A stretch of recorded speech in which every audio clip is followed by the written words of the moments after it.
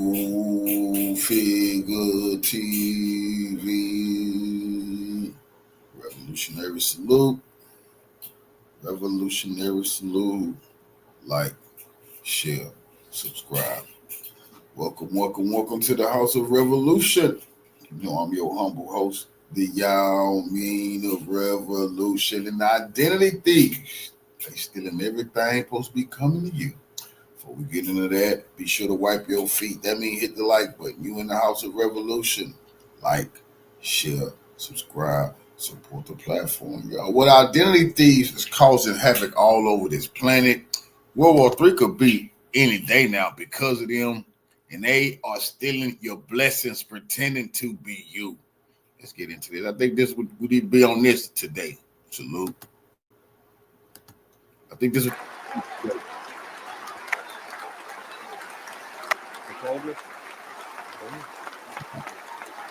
We're going to get back on it tomorrow, fellas.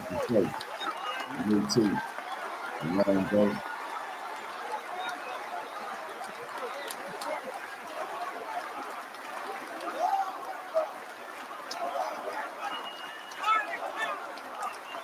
We're going to get a good message today, though. Yes, sir!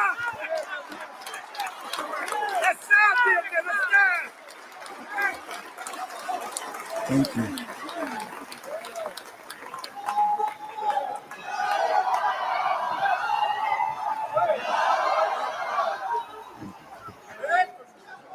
In the name of Allah, the Beneficent, the Merciful, we give him praise and we give him thanks for his mercy and his goodness to the members of the human family, that whenever any member of the family strays from his straight path and earns his wrath, before he punishes, he always raises from among a people, that people, a messenger or a prophet, to whom he gives what is called divine revelation, by means of which he guides that people from the path of error back to his straight path, that they may once again come into his divine favor. As Muslims, we believe in all of the prophets, and we thank Allah for each and every one of them. We believe in Moses and the Torah and the Israelite prophets that gave us what is called the Old Testament. We believe in Jesus and the gospel, and we believe in the apostles who gave us the New Testament. We believe in Prophet Muhammad ibn Abdullah, who gave to us and through the Muslims to the world the last revelation to come to the world, the Holy Quran. I am a student of the most honorable Elijah Muhammad, and I could never thank Allah enough for his intervention in the affairs of Black people in America, in the person of Master Farad Muhammad, the great Mahdi, who came among us and raised one from among us to be his messenger, Messiah to us, the most honorable Elijah Muhammad. I greet all of you, my dear and wonderful brothers and sisters, with the greeting words of peace. We say it in the Arabic language, Assalamu alaikum. My thanks, my deep gratitude to Minister Sharif and the laborers and believers of Mosque number 15 for their very hard, diligent work that made this night possible.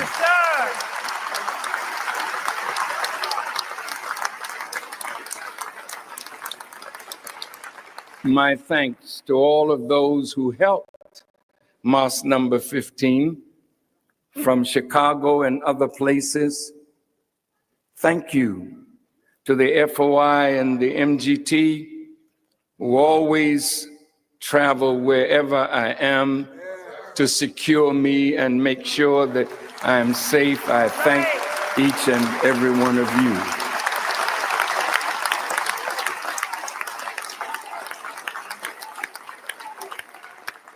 My thanks to the distinguished brothers and sisters who are on this rostrum.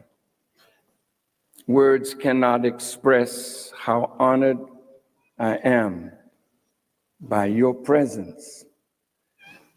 And those who spoke before I came, I thank you for your words.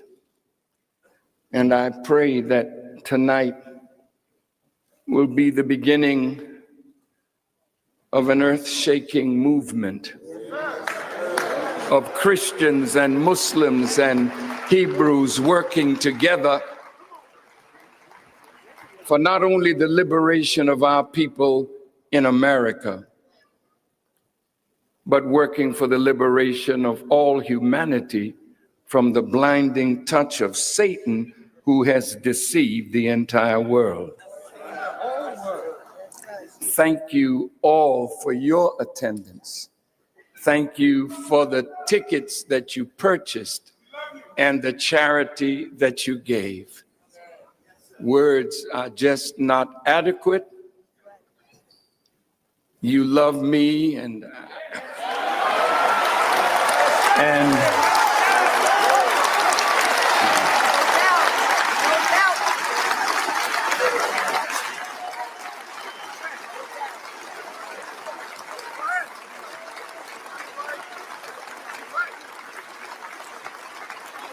but like our great and esteemed brother, the late Michael Jackson, used to always say, when I said, I love you, Michael, he said, I love you more. And so I love you more because I'm willing to give my life to see our people free, justified, and equal. And I'm willing to give my life to end the world of Satan and to bring in the kingdom of God that was prophesied to come through us. Yes, sir, dear minister.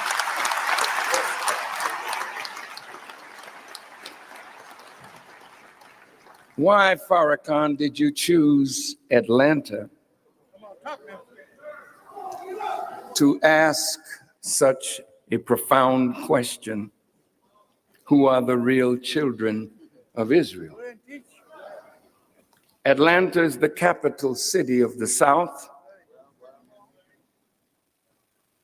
And before we leave tonight, if it is the will of Allah, my beloved brothers and sisters in Georgia, Alabama, Mississippi, Louisiana, Texas, Tennessee, South Carolina, North Carolina, Arkansas, you all will know the price that our ancestors paid in this South to bring wealth and riches to America, England, and the Western world.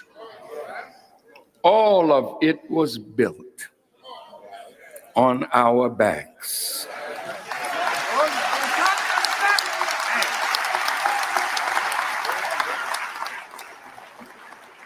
I don't want to waste any time.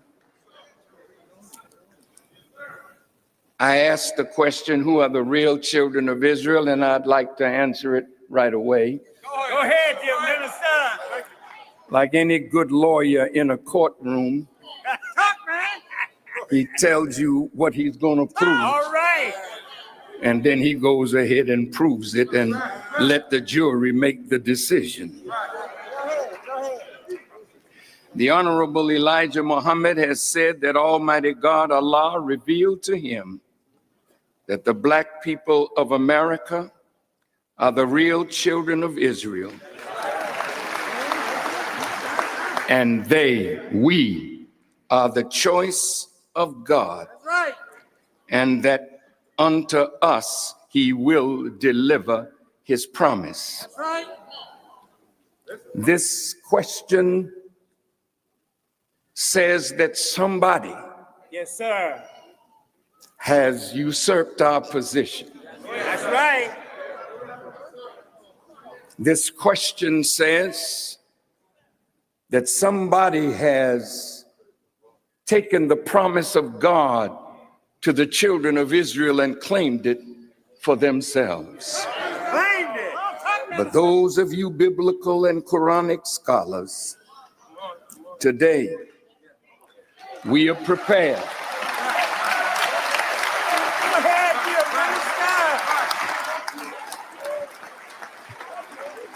minister. to call out the scholars Call him out. of Christianity, Judaism, and Islam.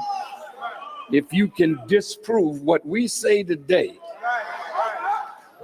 then I'll pay with my life for lying. Got him all.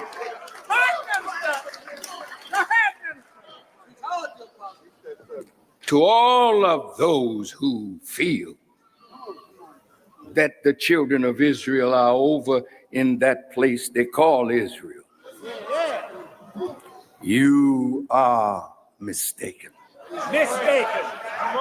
Mistaken. To the Christian right, who feel that if you bless that Israel, you will be blessed.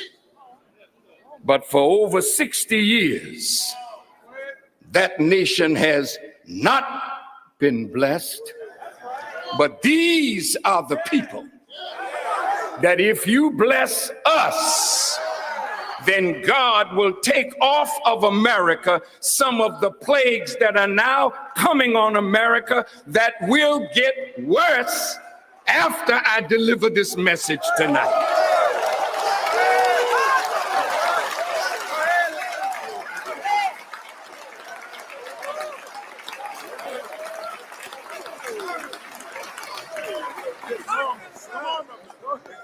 My declaring this, I know, will divide scholars, theologians, Jews, Christians, and Muslims. But it is time now that a proper dialogue be set up to answer the question that I've raised and answered. It is time for the scholars to sit down and listen to and look at scripture and prophecy to find out who is that last one that would usher in the kingdom and bring about the end of this present world. It's gonna be good. Most of us talk about white supremacy. Yes, sir. But we have never understood the architecture of white supremacy. Therefore, we continue to be victims of it because the light of truth has not shown the root of white supremacy. Once the light of the sun strikes the root of the tree dies. And what has happened to black people and white people and Jews and Gentiles is that a small group, 10%, have deceived and misused 85% of the people and sucked their blood to live in luxury at the expense of those who do not understand the law of cause and effect and believe in a mystery God and are poison animal eaters. But the wickedly wise have known the truth.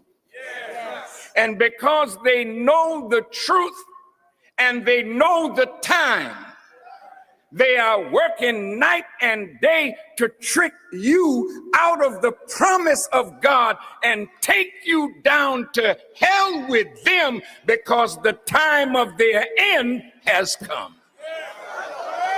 He's high, dear minister. He's high. The architecture of white supremacy has never been brought to the table to be discussed. Go ahead, minister. Go ahead. The architecture of white supremacy will have to be exposed. That's right. Exposed. So the tree of white supremacy can die and the tree of humanity can live. Bust it up, minister. Bust Who are the draftsmen and the architects of such an idea that has dominated our planet for the last 4,000 years? Our historical research department has studied from the scholarship of Jewish historians, scholars, and rabbis. And we have published volume number 2 of The Secret Relationship Between Blacks and Jews. It goes on sale tonight, and in it you will discover the architecture and the architect. You will read things that you never knew before, things that you thought you understood. But our research team has discovered and uncovered what has been hidden in books that you would never read. Teach, minister, teach. But we have read it. Yes, sir. Yes, we have. Come on, minister. And now the scholarship is available. Last night, I sent this book and another one that's printed called Negroes at Auction. Good, minister. I sent it to Mr. Abraham Foxman of B'nai B'rith, to all the leaders of the major Jewish organizations. I sent it to President Obama, to Rahm Emanuel, to David Axelrod, to Timothy Geithner, to Larry Summers, to Ben Bernanke, to all the people that should know what was done to us and can no longer hide. That's why Jesus said, "You shall know the truth, and the truth shall set you free." What truth shall you know? If you are not yet free, and you are not, then you do not yet know the truth that Jesus was talking about, that would free you from your open enemy, Teach it, minister, teach it. awaken you, cleanse you, and reconnect you to the God who has come for your and my salvation. I'll get into more of this during the lecture, but it's too much. You'll have to get the book yourself. Blessings, Queens. Now, after I'm sending it, of course, to all these talking heads, Hannity and Combs and Glenn Beck and Larry King and everybody that talks.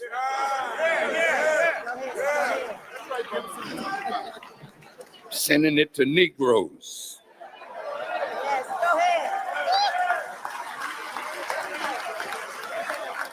We're sending it to black college presidents.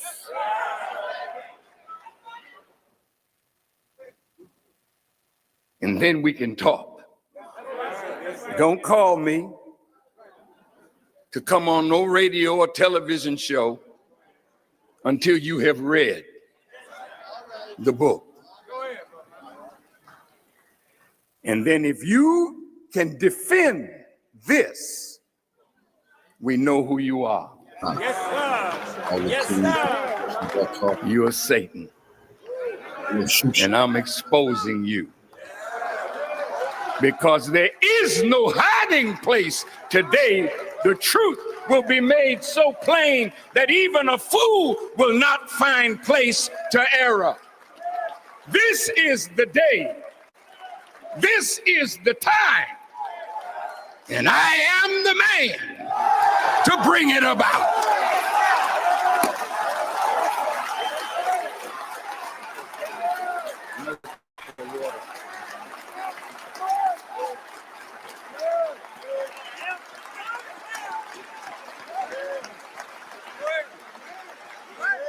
So, all you scared to death Negroes,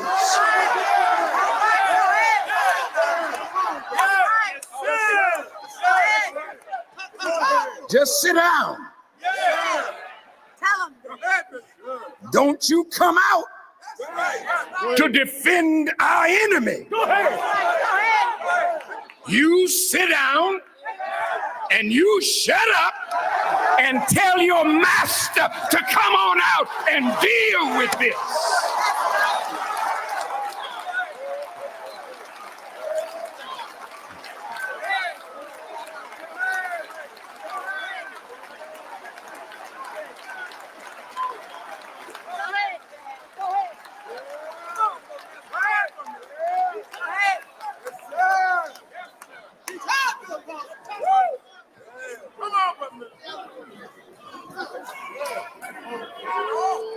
Now,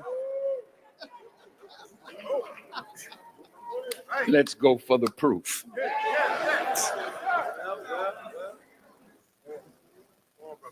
The proof starts in the book of Genesis. Genesis and the first 5 books of Moses, called the Pentateuch, Yes, sir. begins with in the beginning. What beginning? When was that? In the beginning, God created the heavens and the earth. And the earth was without form and void. And darkness was upon the face of the deep. Yes, sir. Interesting that God would reveal to Moses the beginning, because Moses was 4,000 years ago, 2,000 years after the beginning. Because the beginning, according to the book, is 4,000 BC. That's right. Moses came 2,000 BC, so there were 2,000 years that he had to get up to speed on.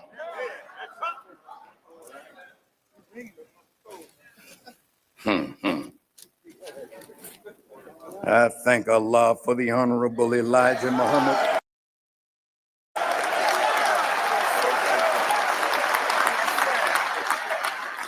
And soon every one of you will join me in thanking God for that man.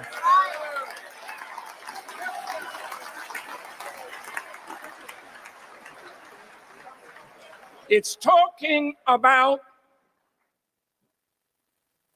the relationship between heaven and earth. I'm just going to be brief, hit these points. Earth cannot function without heaven. There has to be a relationship between earth and heaven in order for life to come up out of the earth, because without the heavens, nothing can come forth from the earth. The earth was without form and void. Something needed to be brought out that was without form and given form.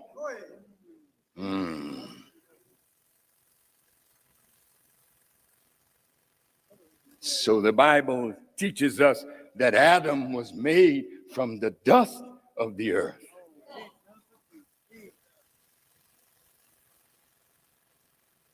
But who was on the planet before Adam? Because certainly the beginning of humanity is not 6,000 years.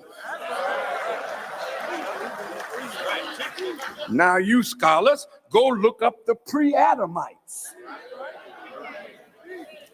The pre-Adamites are the aboriginal people of our planet. The darker people. The original people. So the birth of Adam is the beginning of a new people that were existing in another kind of form, but without form.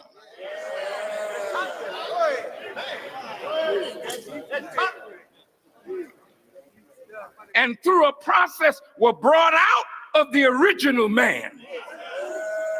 Let us make man in our image and after our likeness. They are not original man, they are mankind, a kind of a man from the original.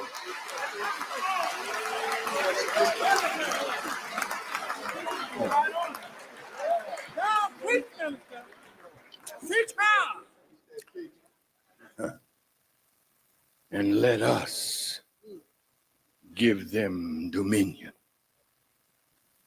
power to rule the fowl of the air, the fish of the sea, and every creeping thing that crawls upon the earth.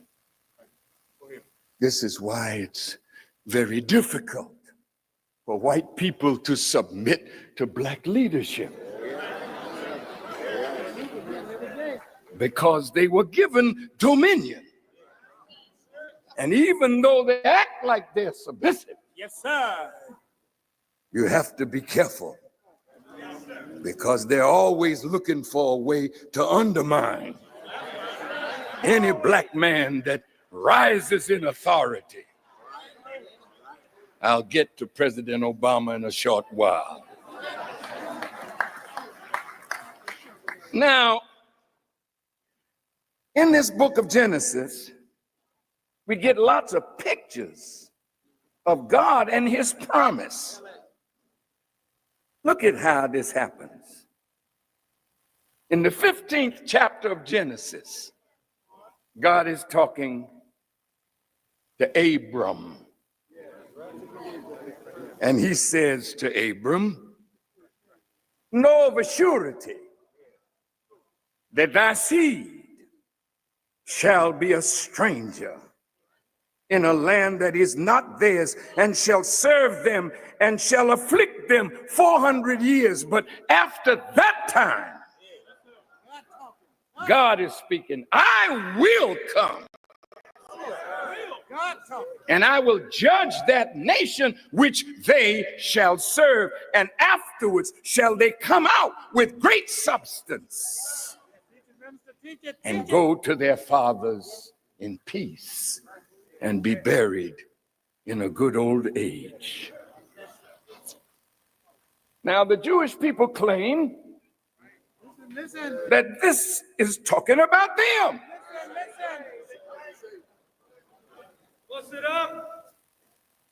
But other than the Bible, there is no historical record of anybody named Jews in bondage in Egypt for 400 years.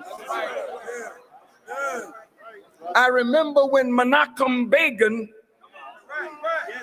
was talking with Anwar Sadat of Egypt, And he talked about how his people were in Egypt and had built the pyramids.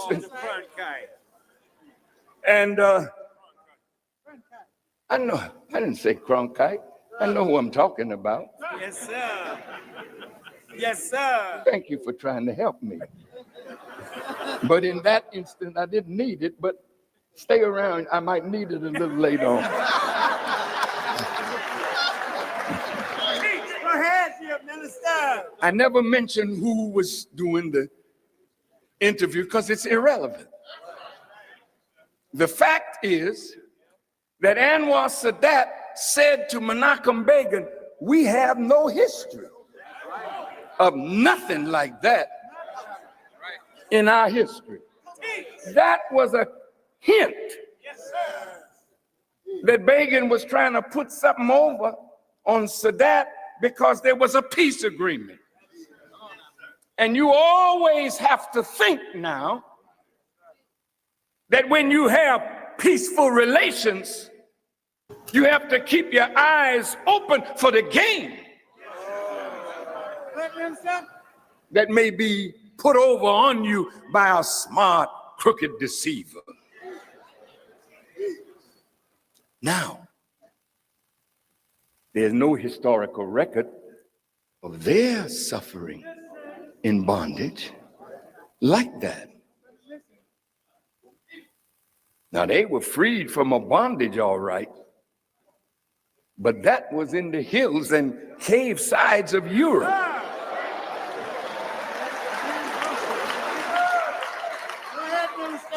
This, as the Honorable Elijah Muhammad taught us, and you can go find it for yourself. Yes, sir. These people have no legitimate connection to that land. No. They didn't come into existence in the Holy Land. They came into existence, as the Honorable Elijah Muhammad taught us, that Allah taught him on the island of Pilan, Yes, sir. or as it is written in the book of Revelation, Patmos.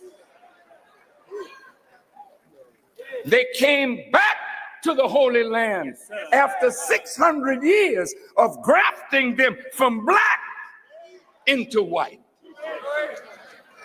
You that study biology, you so-called college students,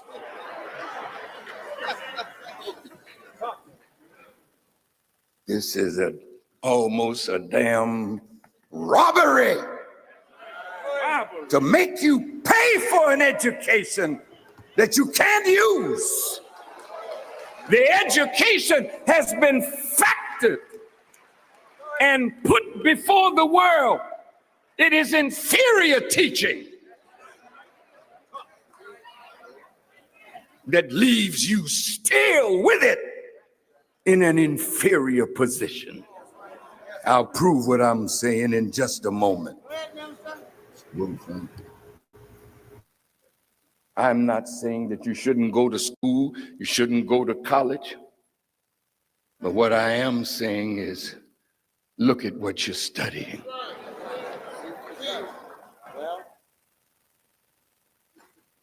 And don't waste your mother's money or your father's in a course that will not allow you to benefit your people or yourself.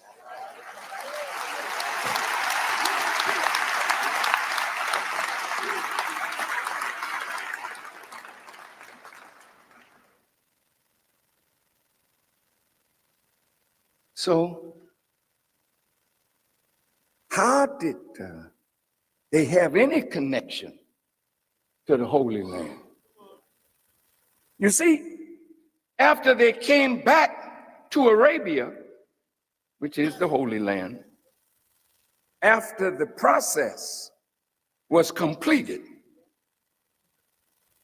the Honorable Elijah Muhammad said that within 6 months, Yes, sir. they had turned the Holy Land upside down because they were taught a system of tricks and lies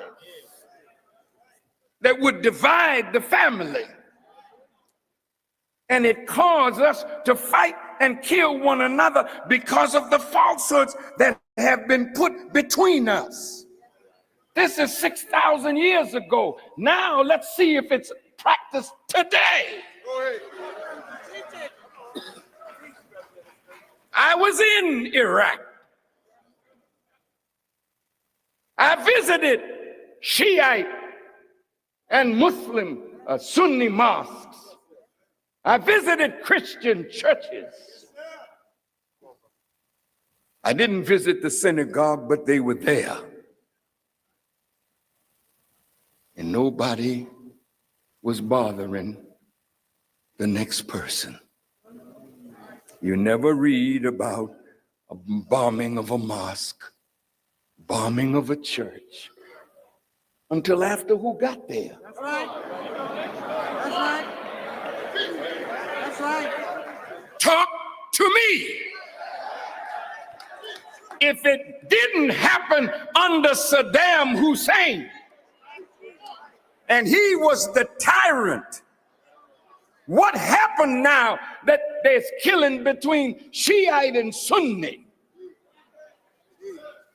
An enemy came in among you.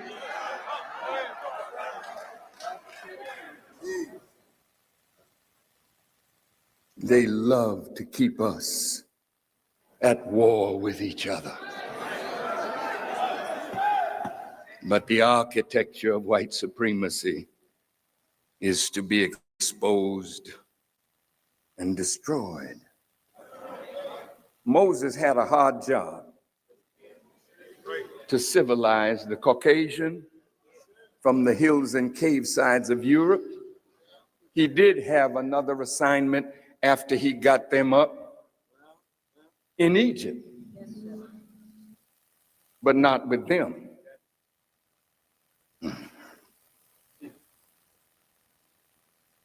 You know, our lessons teach us that we rounded up all that we could find.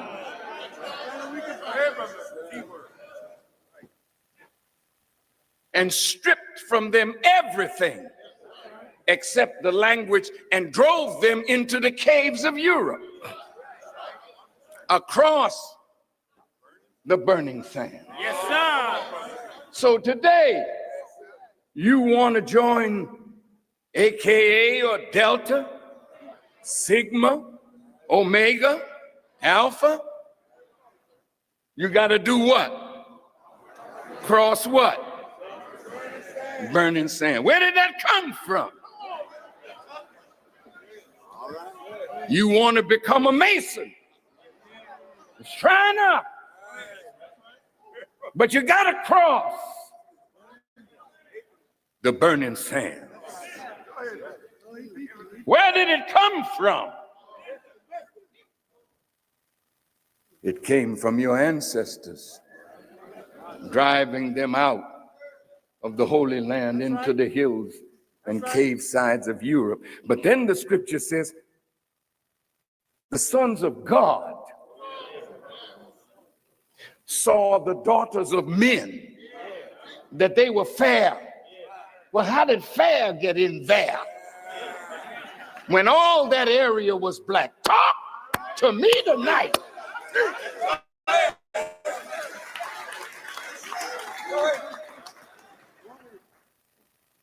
There were no white people in Palestine, in Saudi Arabia, in Iraq. All of that was black people, the original people. But race mixing began. Yes, sir. And then the blacks were moved out. That's right. That's right. When I was in Palestine, or what you call Israel today, as a guest of our Hebrew Israelite brothers in Dimona, some of their scholars took me to Jerusalem, and we went down to Jericho, and I saw a man riding on a donkey. He was very, very black. I could not speak his language, but our Hebrew Israelite brothers spoke to him in Hebrew. And I asked the brother, ask him, how long has he been here on this land? He said, as far back as he can remember, he and his fathers and their fathers before them, they have always been on that land. Saudi Arabia, Saud, comes from the word Aswad, which means Black Arabia. How did it get white? Egypt, cradle of civilization.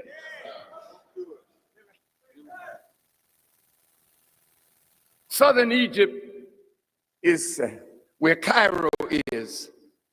Northern Egypt is south because it follows the Nile River, which starts in Uganda and flows north. So everything at the north end of it is called, that's called Upper Egypt. Now look, all of that was black. You go to Egypt, and some of you have been there, in that majestic desert, you see the Sphinx, you see a lion's body and the head of a black man on a lion's body. Now, some of them will tell you, no, we did that under slavery. Well, tell them that Farrakhan said, do it again.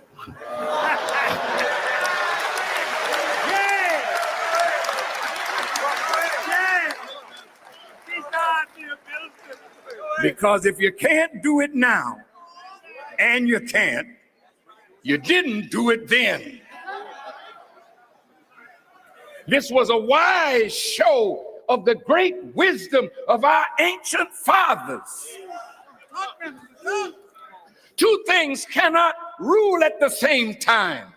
So when the new man came, which is the Caucasian, the black man had to go to sleep in order for the new man to rule. That's right, that's right.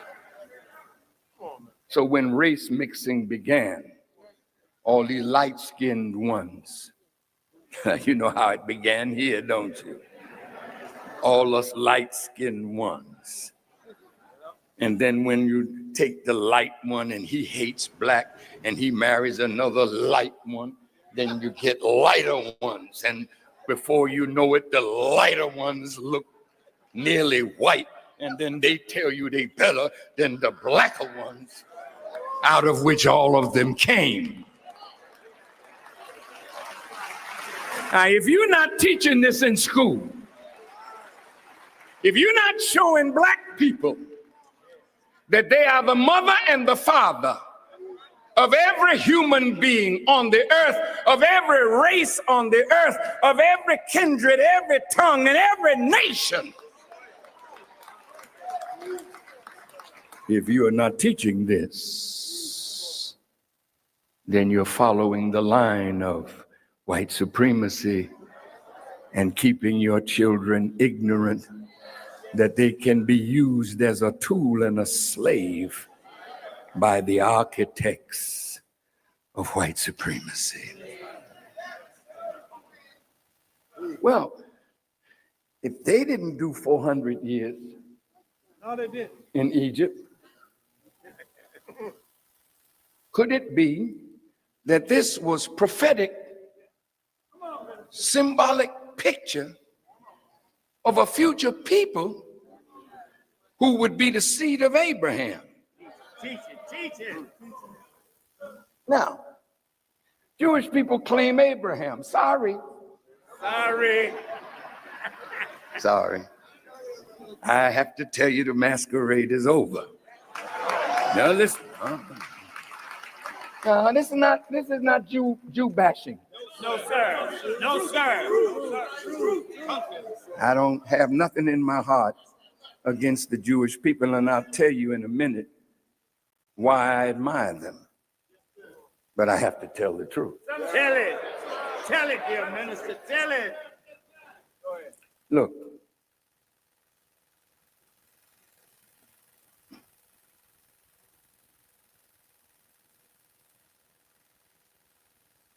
if they didn't suffer this, who did? Come on, minister. If God said to Abraham, look, man, I'm going to bless you. Now think about this. I'm going to bless you. Look to the north, look to the south, look to the east, look to the west. I'm going to give it all to you that you can hold it forever. Oh, yeah. Boy, that's heavy stuff. And look at what he said to Abraham. If you can count the stars, so great will be the multiplication of the seed of Abraham. If you can count the dust, you'll be able to count the multiplication of your seed. Go ahead, minister. Well, from what I'm reading, Pat Buchanan said Tell it. Tell it. that the West is dying because the white race is not able to produce babies.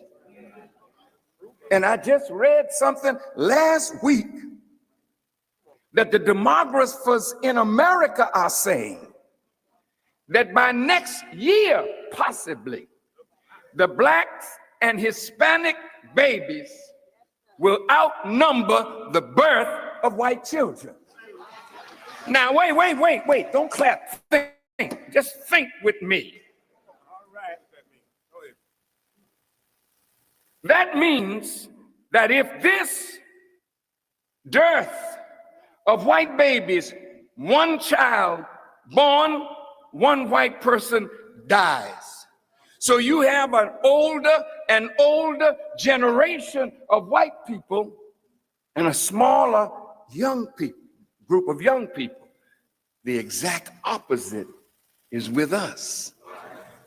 So the wise demographers are saying,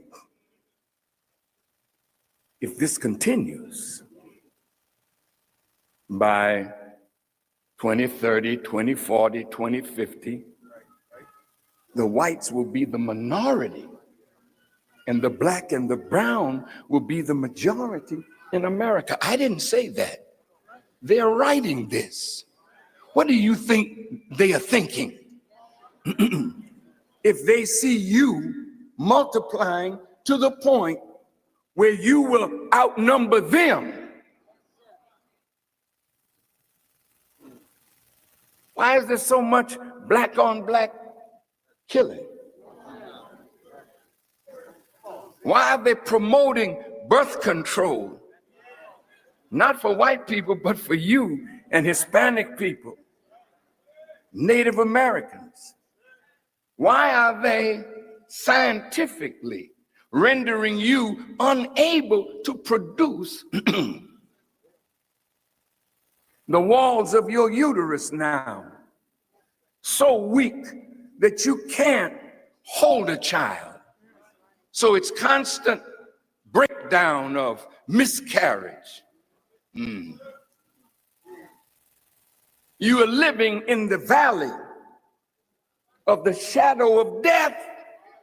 And if you don't understand, if you don't know how to save yourself under the plan of God for your salvation, you'll go down with the enemy as he goes down. Now, I want to stop a minute because some of you look like you're in the wrong place. No, wait. Go You know, when a man talks like this, you start thinking about what you might lose tomorrow. The friends that's going to call you and ask you, was you there? I heard you spoke. But you can tell them I didn't know what that man was going to say. But you can also tell him he's proven his point. And I'll tell you what you can tell him. You can get this book tonight. And when your friends start questioning you, say, would you read this? And this will be like showing a vampire the cross or throwing holy water on a vampire. See, because the worst thing that a deceiver wants is for the people deceived to find the truth. So listen, don't be afraid of what I'm saying. Don't block it out because of your friendships. Go ahead, Minister. I want you to have genuine friendships. Yes, sir. All right, now let's get to the point.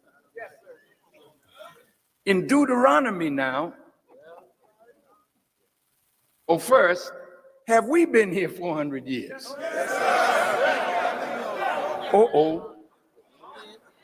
Are we strangers in a land that is not ours?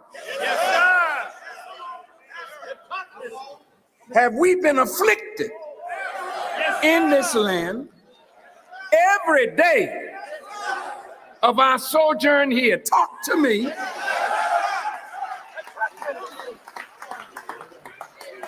Could it be that we are the people of the promise? Could it be that we are the people that should be expecting the visitation of God? Could it be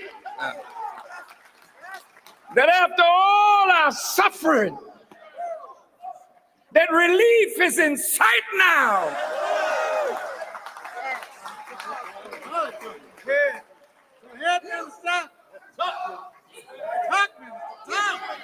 So in the book of Deuteronomy, the 18th chapter, the 18th verse, I will raise them up a prophet from among their brethren, like unto thee, Moses. Moses was a civilizer. Moses took a man up out of the caves and made him upright. Moses taught him how to cook food, how to bury their dead. Moses lifted, as the Bible said, as Moses lifted up the serpent in the wilderness, so shall the Son of Man be lifted up. It's all about you. Yes, sir. Speak. Now, the Bible says, God talking, I'm going to put my words in his mouth. My word. And he shall speak unto them all that I shall command him. Now, you can't have a man like Moses unless you have a people enslaved in a terrible condition. That's right. You can't have a man like Moses without a Pharaoh.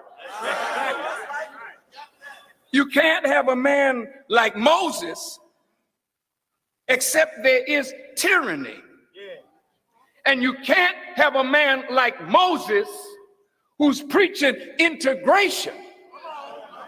Oh, I got to say it again. All right.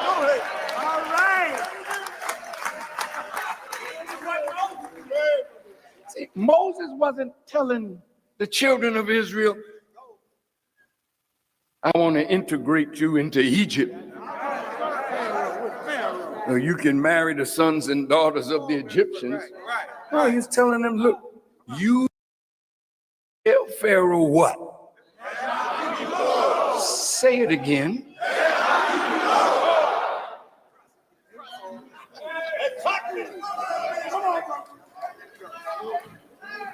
All right. So you can tell your Negro leaders ain't Moses. That's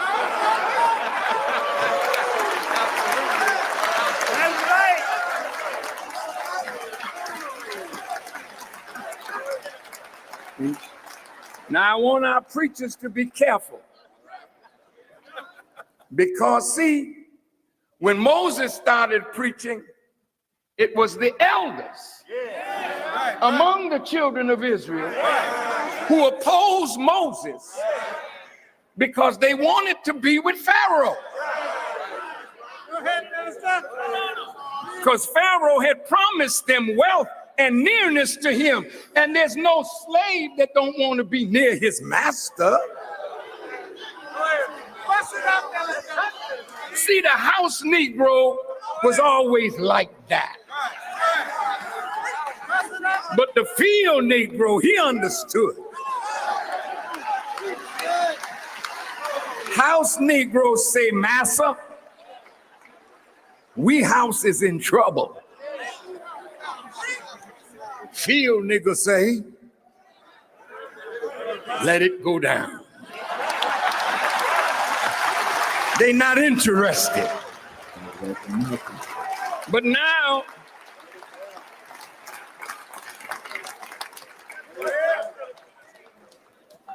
all right, let's move because I don't have a lot of time. And I don't want to frighten you so much that you won't be my friend after tonight.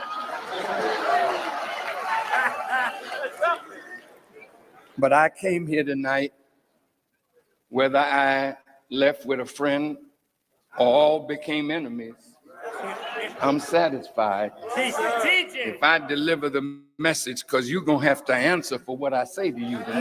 Yes, sir. Now look at this. Let's go to Isaac. Isaac pleaded with the Lord for his wife because she was barren, and the Lord granted his plea, and Rebekah conceived. Now, listen to this. She was having twins. And it says, but the children struggled together within her. Have you ever heard of anything like that in your life? Teach it. You got twins and they inside struggling with each other. Now, does that make sense? And it must have a deeper significance. So let's get to the theology of it. And look what the Lord said. He said, 2 nations are in your womb. Go ahead. Good God Almighty. From one father, Yes, sir. 2 nations. Then it said, 2 peoples shall be separated from your body, and one people will be stronger than the other, and the older shall serve the younger. God Almighty. Now, the Honorable Elijah Muhammad said the Bible is so tricked up that it takes God to interpret it. God. Even white folks look at it sometime and say, we sure fixed it because we can't even understand what fixed it.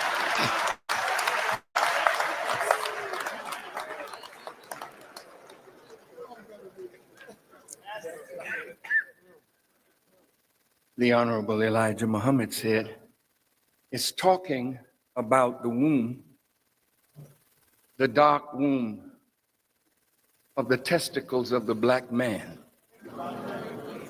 that inside us is two nations. The Honorable Elijah Muhammad called it the black and the brown germ, that they were struggling with each other. The black one was always dominant. So the brown germ stayed like a negative thing inside you, but always kept in control by the positive. He said, well, the first one came out red. He was like a hairy garment all over. So they called his name Esau. And afterward, his brother came out and his hand took hold of Esau's heel. So his name was called Jacob. Now, wait a minute. And you're going to take hold of the baby's heel? He was struggling. Okay. Now, the Bible says that the older will serve the younger. See, it's talking about the beginning of the white race coming out of us. And they are the younger. We are the elder. But who's serving who?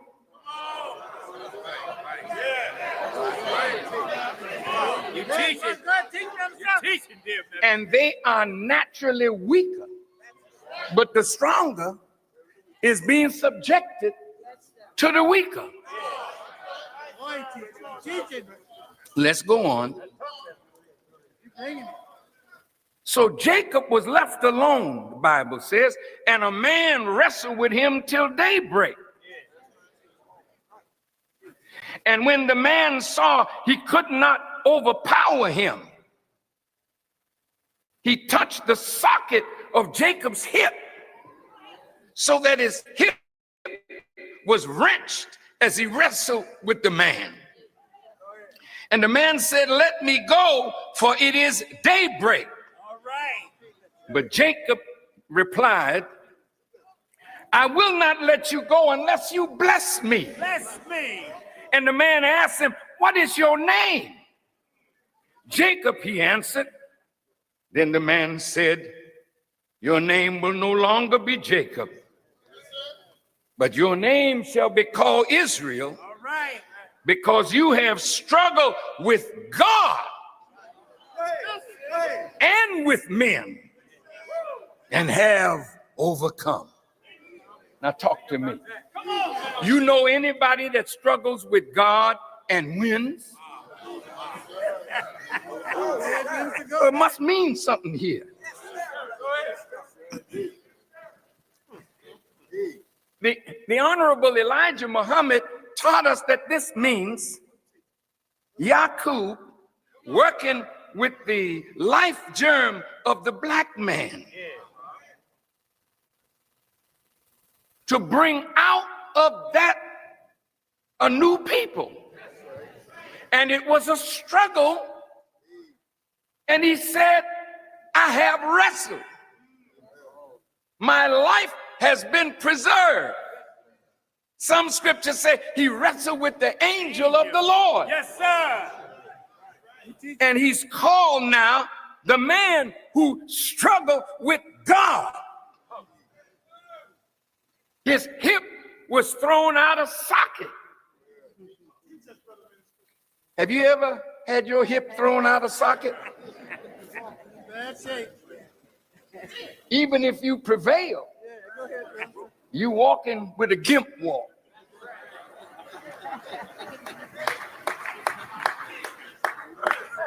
You need a cane. You need something to lean on to give you balance. Yes, wrestling with the angel means he wrestled with the germ of the black man until a new man came out, and it was daybreak, meaning daybreak, it was the night of struggle. But when the darkness of the womb is exposed, then the baby comes forward into the light.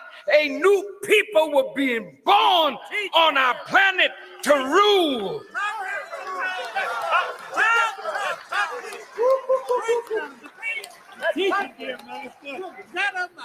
And his name would be called Israel. He's telling you about it. Israel don't represent Jews. Israel represents the whole white race. That's right, Brother Minister. You are the God, the original man that he was struggling with. That's right. And ever since he's been on the planet, he's been struggling with God.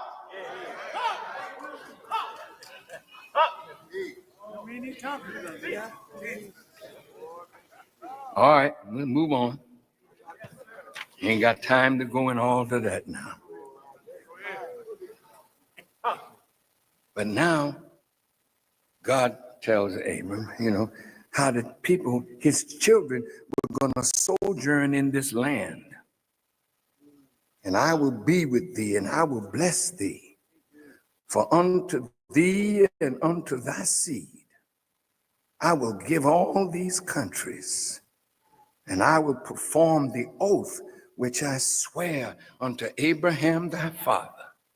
See, the people that are in Israel today feel that that land, all of it is theirs because of this. That's why we want to sit down with their scholars, because it ain't them. That's right. That's right. See, Esau and Jacob now were the sons of Isaac. And when it was time for Isaac to die, he wanted to call his children to give a blessing. Rebekah heard what he said. Then she took Esau.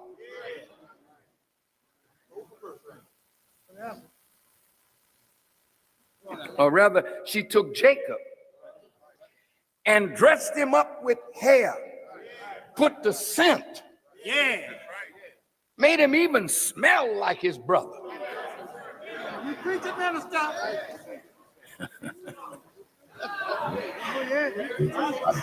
All of it is true. To deceive an old man whose eyes were dim. So the old man was wise enough. He said, well, wait a minute, come closer. And he was sniffing him. So she had put a scent on him that made him smell like his brother. Yeah.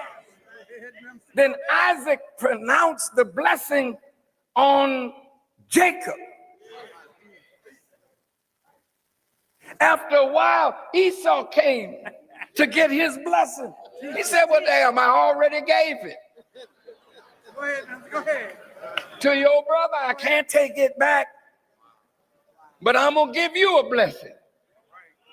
But this one, Jacob, he's going to rule, he's going to expand, he's going to be great, but you coming too. Now, this Jacob stole the birthright of his brother. That's right. That's right. And here's a people that stole your birthright and are running around like they are the chosen of God. And the choice of God is sitting under their foot.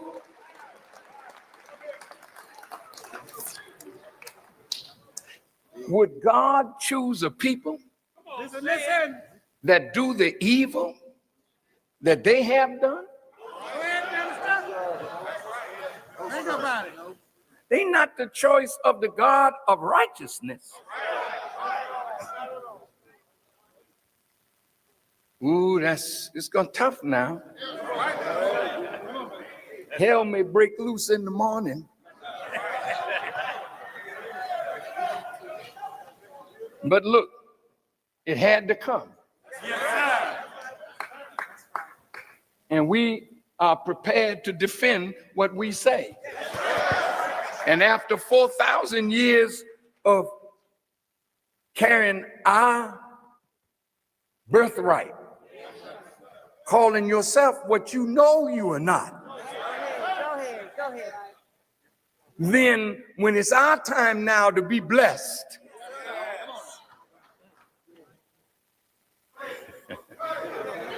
as the real seed of Abraham,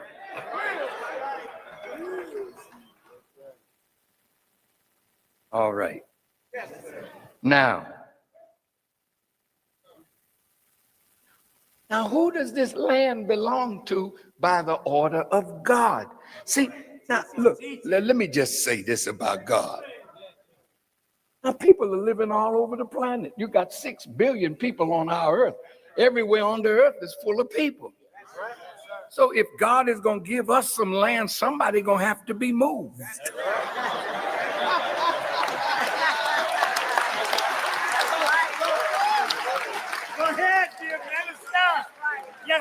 Now, wait now. Now wait. Does God have the sovereign right over what he creates? Does God have the right to take the kingdom from whom he pleases and give it to whom he pleases? Then if God pleases for you to have land, not a job,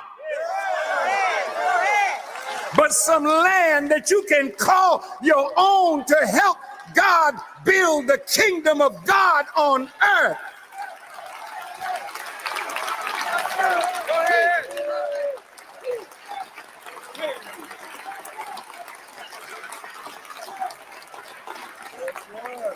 Bear with me a few more minutes, then we get to the heart of it. See, heaven and earth. John the Revelator said there'll be a new heaven and a new earth. The former things will pass away. It don't mean the new heaven up there and a new earth down here. It's talking about new spiritual leadership that will bring in new political leadership. Ooh. Now look, this is serious religion and politics. Because somebody gonna have to move.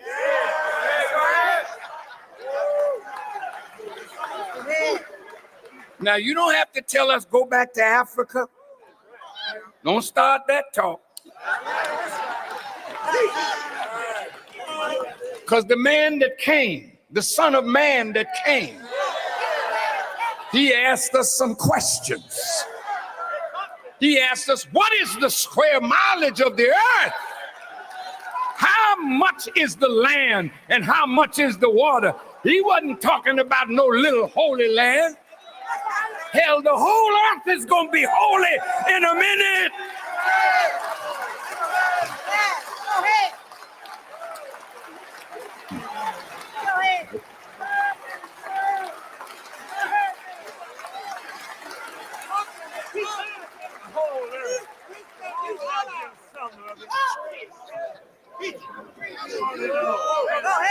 Now,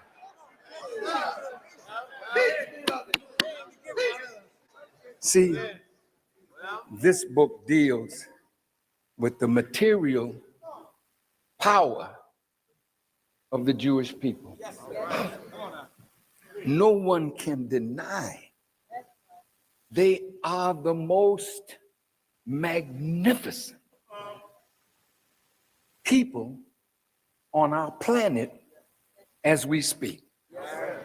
Now wait just a minute. You got to give credit where credit is due. Yes, sir. This is a special people.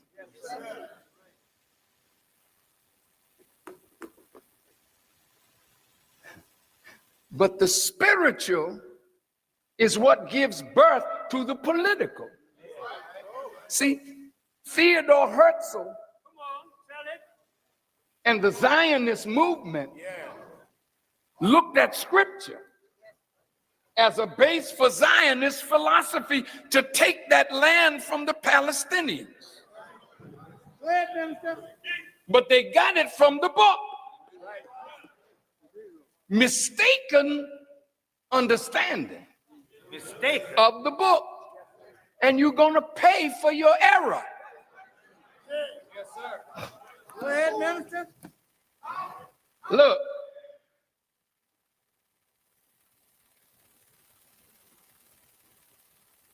The dynamics of understanding the spiritual will guide the politics.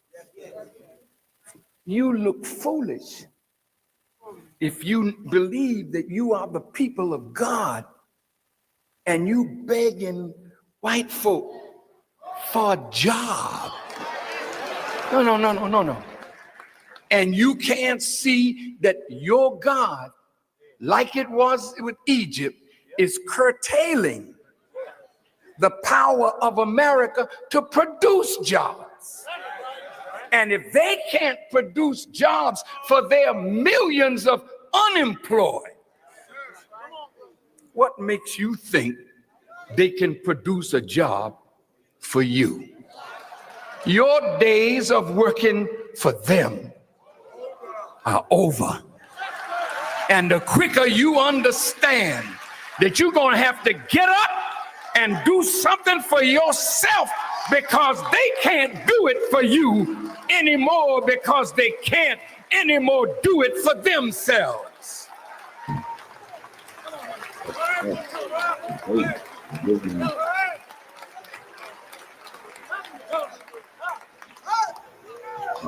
Now, you all right? Take a deep breath. Yes, sir. No, just take a deep breath. Right. In volume 1 of The Secret Relationship, it goes into the horror of the transatlantic slave trade. And the Jewish people were heavily involved in that. That's right.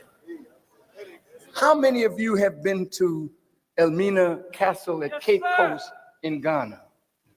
Would you raise your hands? Yes, sir. If you were there 15 years ago, on the doors of the castle, you would see a Star of David. If you go there now, they took it down, because they did not want you to understand the connection that they have to the transatlantic slave trade. It's all documented. I mean, with thousands of footnotes, so that you wouldn't think we made this up.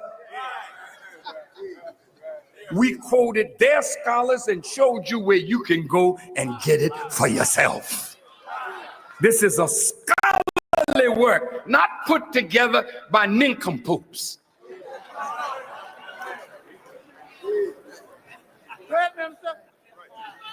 I shared it with a few white people, and they said, I never knew that before. Do you know that many white people don't really know why you are in the condition that you're in? Have you ever stopped to ask yourself why immigrants could come here and in a few years run right past us, and we've been here all this long? Is it because we're inferior, or is it because the architecture of white supremacy is nobly at work to keep you in a position that you will never rise from? So you deal with this situation. Well, we're gonna see now. You gotta deal with this. You gotta get the book. Yes, sir. And you gotta get, where's that one on how Say they that one. sold us? Didn't I have that one? Where is it?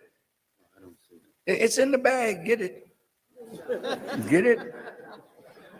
A lot of stuff in the doctor's bag, you know. He's just checking the patient out to see what I can bring out as a prescription for ignorance. You teach.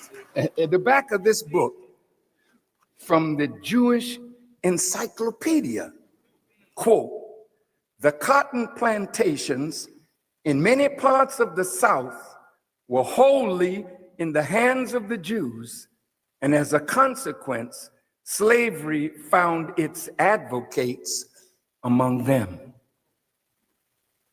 This little book that's on sale tonight shows you how they sold us.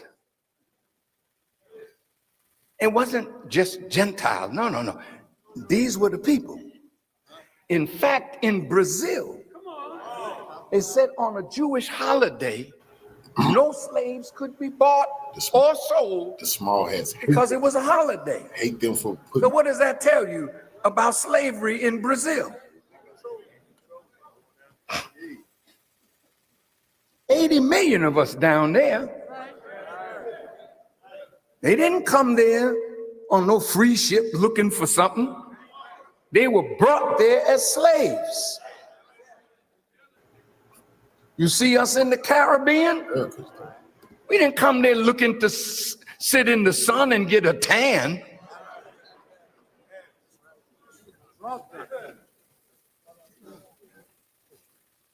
Brothers and sisters, the horror of the transatlantic slave trade and how the South became the leader in production of cotton, and the Delta in Mississippi was the greatest cotton producing part of Earth on the planet. You see, can give me a mic so I can walk a little. That's right. That's right. Can I, if I go to this board, will they be able to see it? If I may? Here. Oh, I can just take the mic. Yeah, well, that's right. Time to start taking things that belong to us.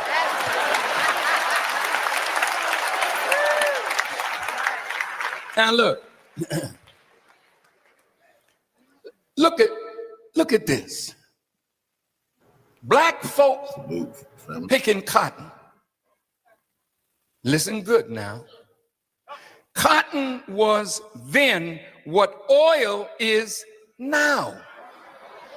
The largest producer of oil in the world are the rich ones, and the strategic interests of America means in order for them to rule, they have to link with where the oil is coming from and take it or maneuver to get it, but they must have oil.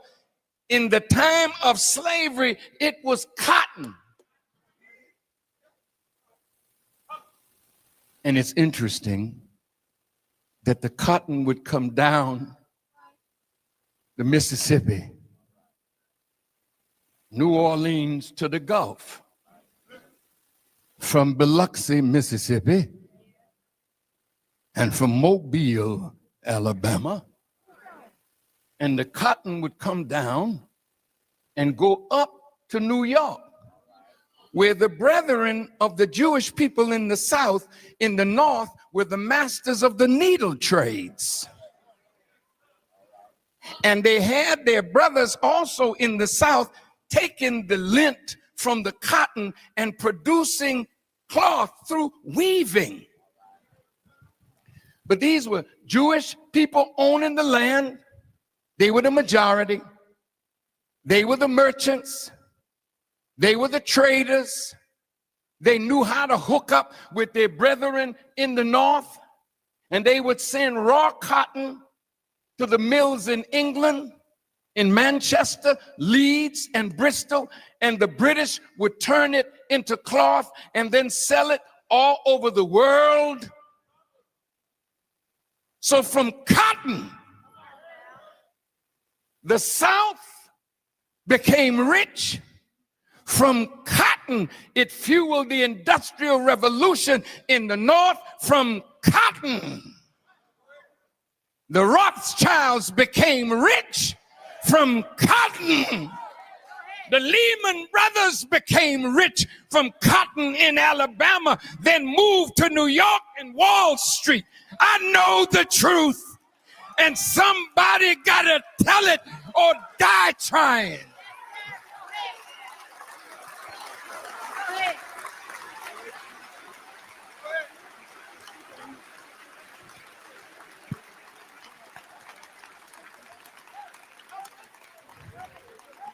Put up the areas where the cotton was produced. Put it up. Put it up. I know the brothers say, yeah, bless your heart. They'll find it. I hope I don't have to wait. Time is running. I want you to see where this cotton, is that, no, that's not the one. That's not the one. Come on now. it's all right, but it's not the one I'm looking for. Here you go. Now, this is cotton. North Carolina, Tennessee, South Carolina, Georgia, Alabama, Mississippi, Arkansas, Louisiana, Texas. You see all these heavy black dots? Can you see them black dots? Those black dots represent Jewish bank owners and founders. Now look at the dots. These heavy dots, Jewish banks. And you notice this dark spot here, that's the Mississippi Delta. Let me tell you, your brothers and sisters in Mississippi, my brothers and sisters, even right to this moment that I'm talking to you, some of our brothers and sisters are still in slavery in Mississippi, in Alabama, in Louisiana. Right. Listen to me good now. You can't plead for their freedom.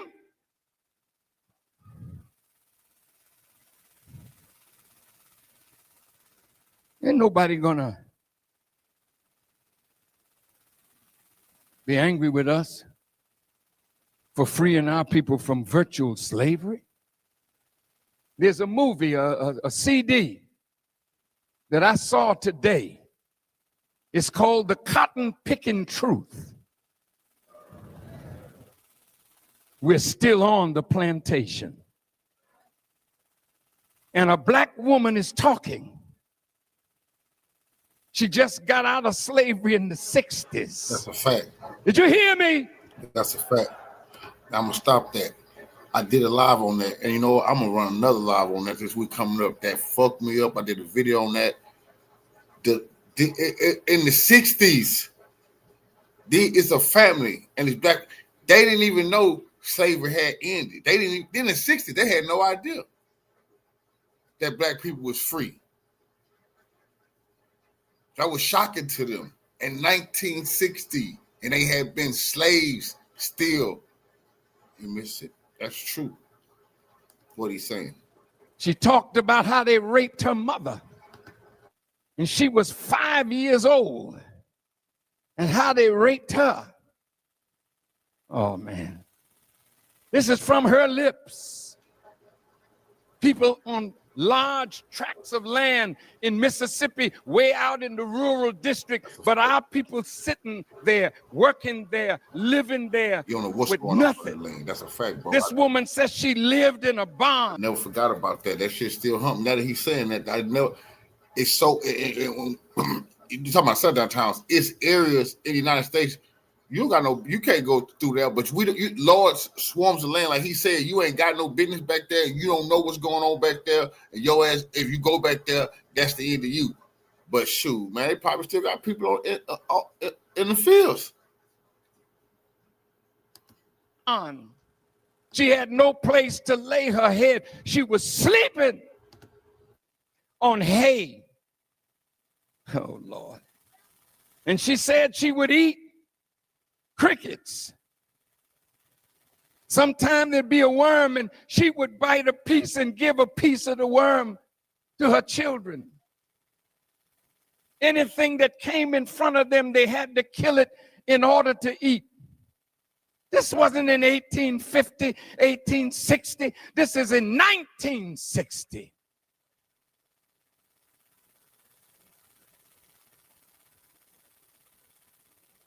Let's go to this board again.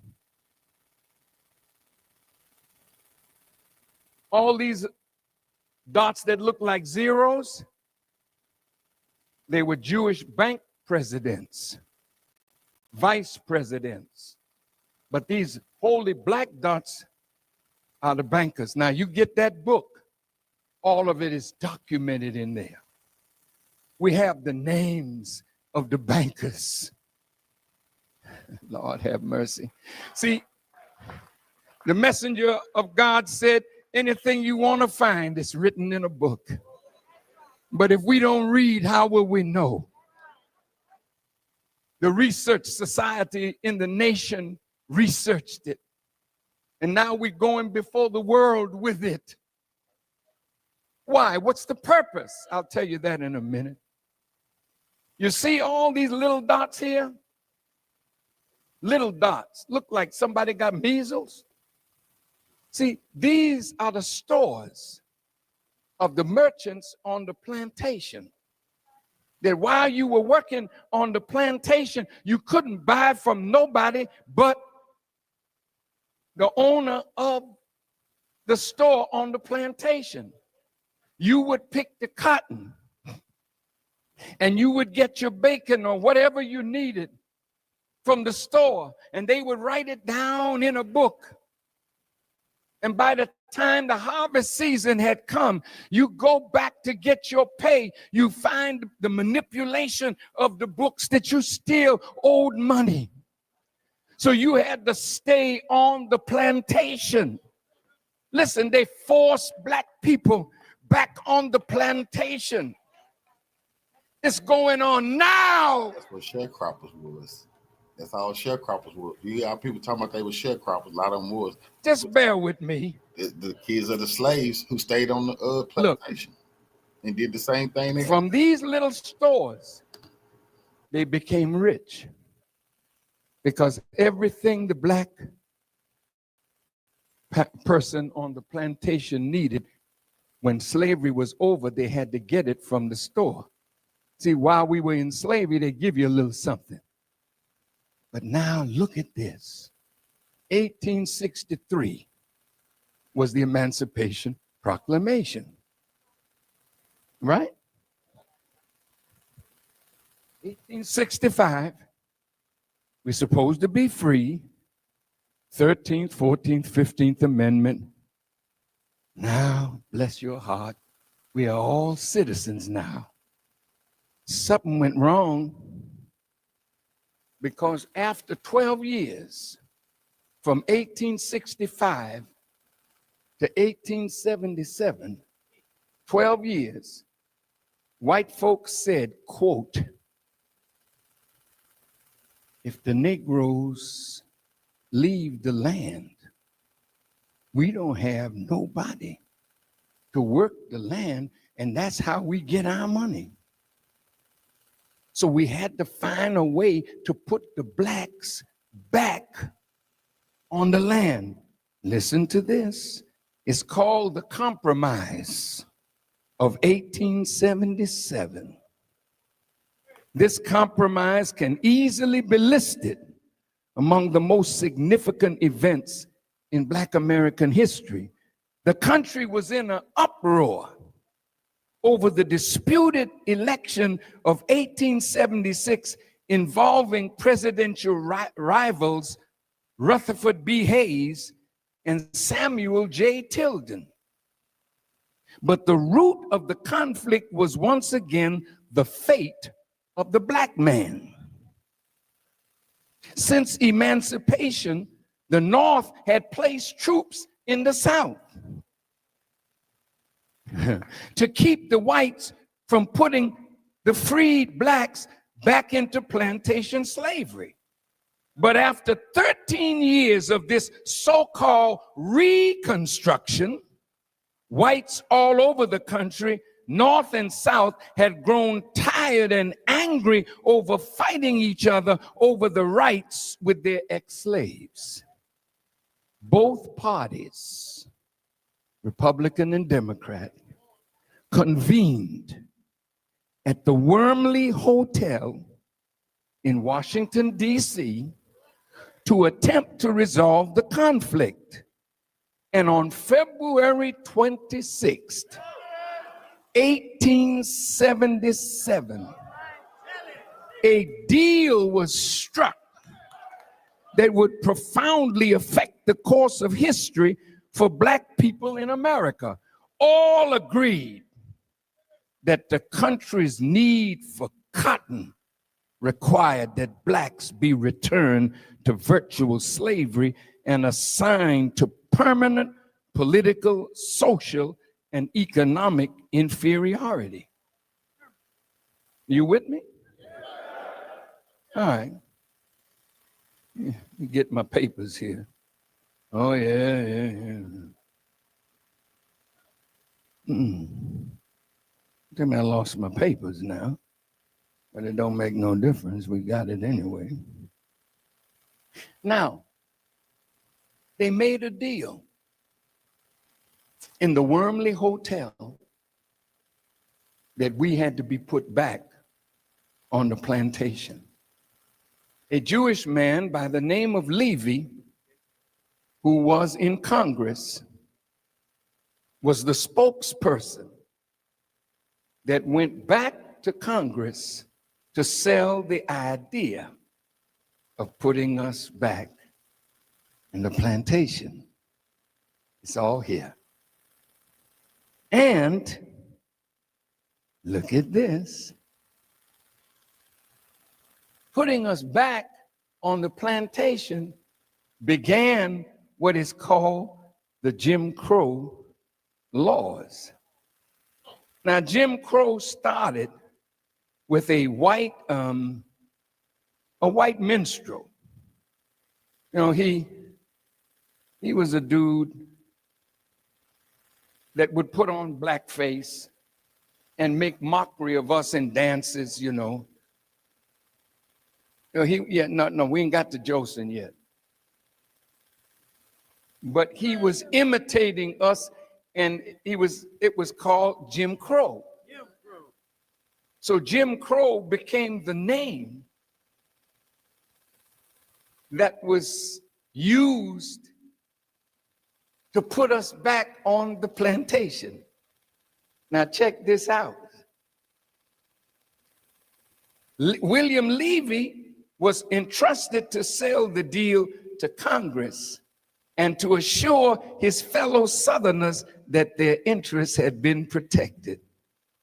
His entire speech to Congress is preserved in the Congressional Record, March 1st, 1877. A Jew was chosen to advocate in Congress for the permanent inferiority of the black man and woman in America. And this is what makes this event extremely significant in the history of black-Jewish relationships. Now, putting us back on the plantation,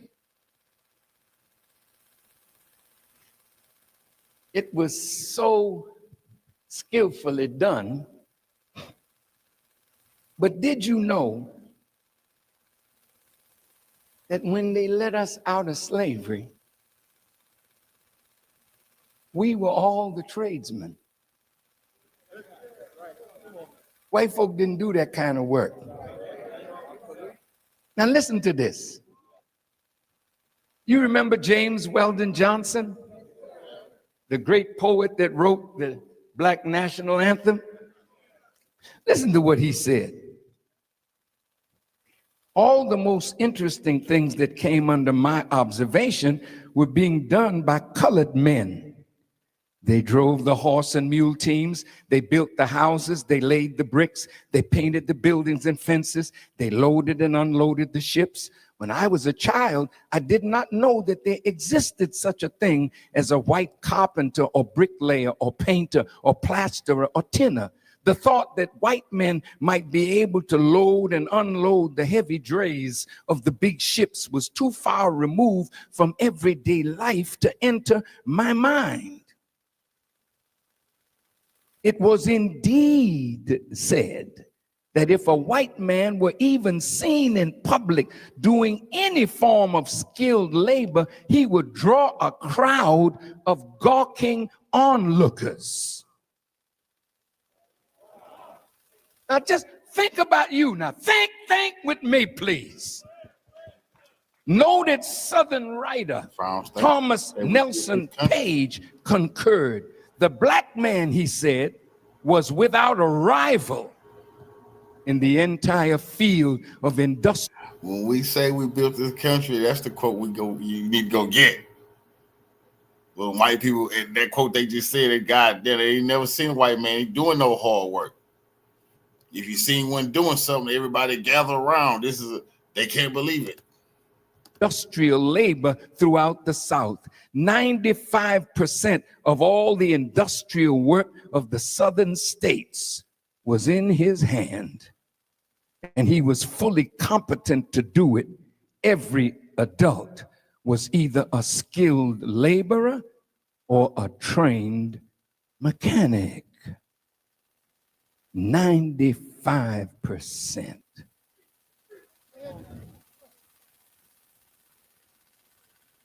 Did you know that slaves were on loan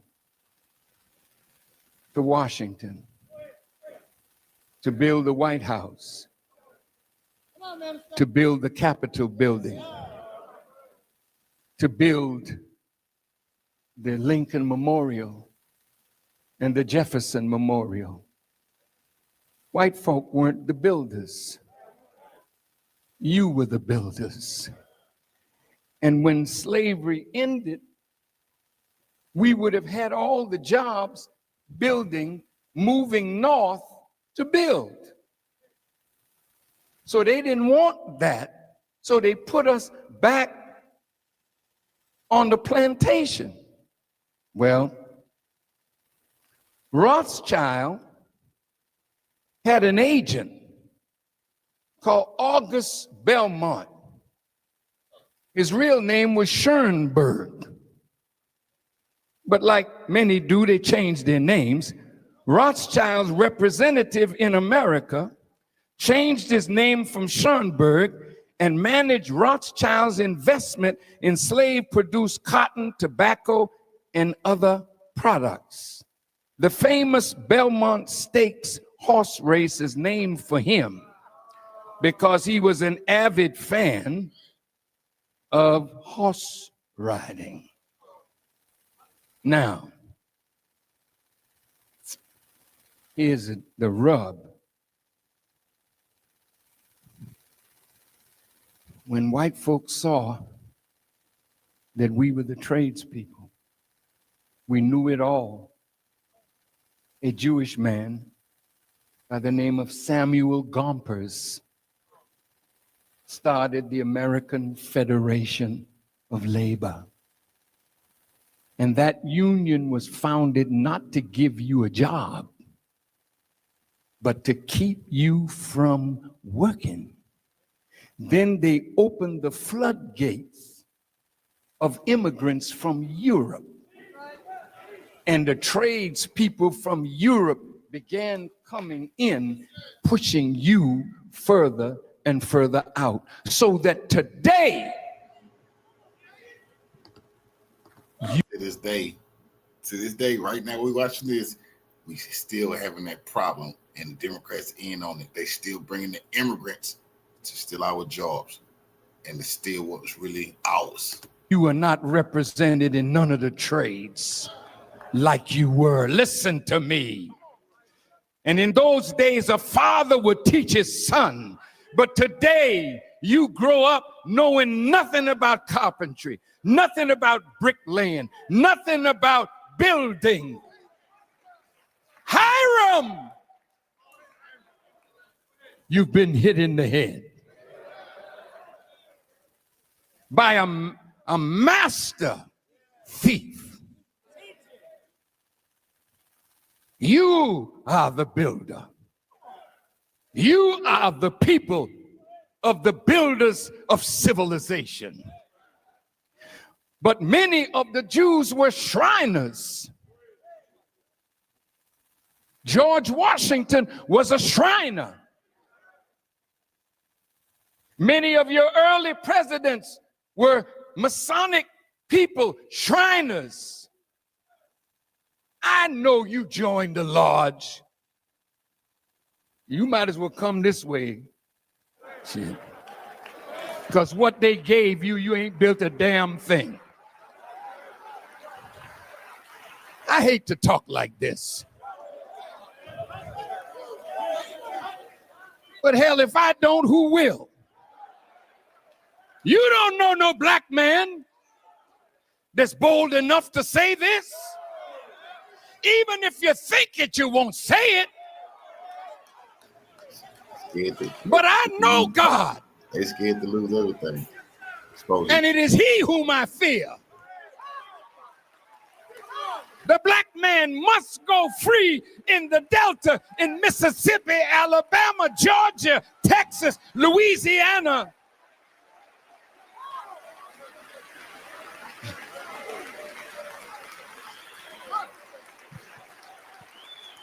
Now,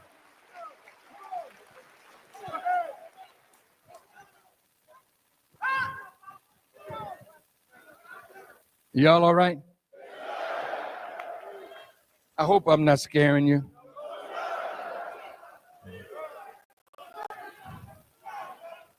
But you know what? The Bible says the fearful and the unbelieving will have their part in the lake that burns with fire. If you are afraid, you're already on your way to hell. God has come to take fear out of us.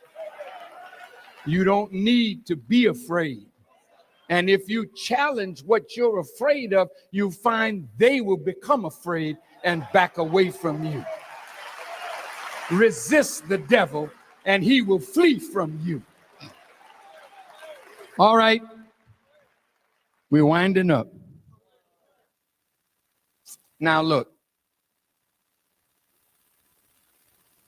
do we do business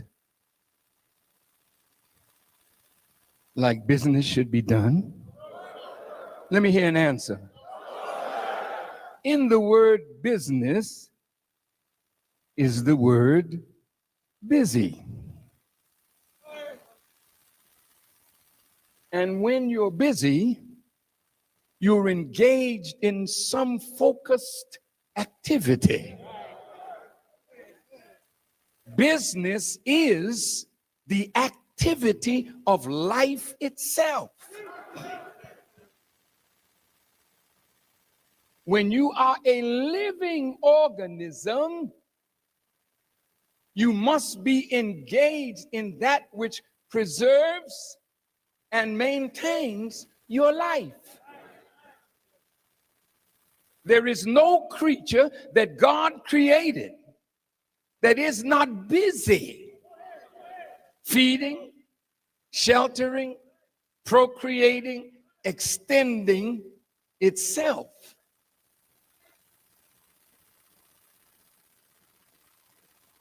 If we are a living people, see, inanimate objects don't do this. They don't procreate. They don't go looking for food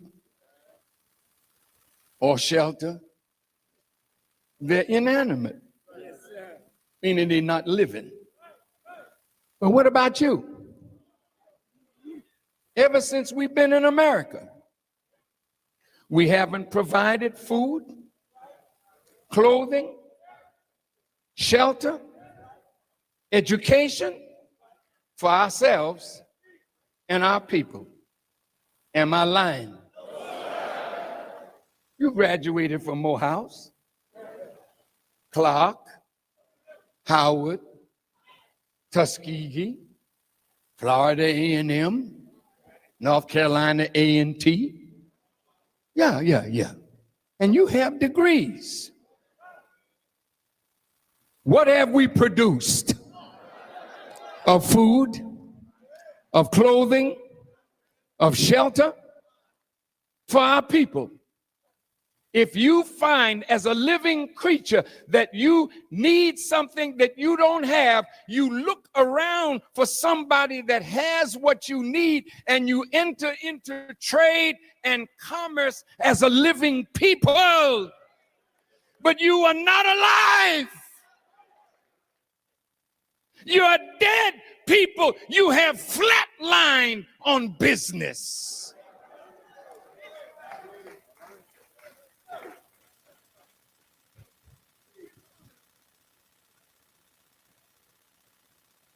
Now, if you look at all the people of the earth, the ones that are the most busy, showing that they have the most life, are the members of the Jewish people.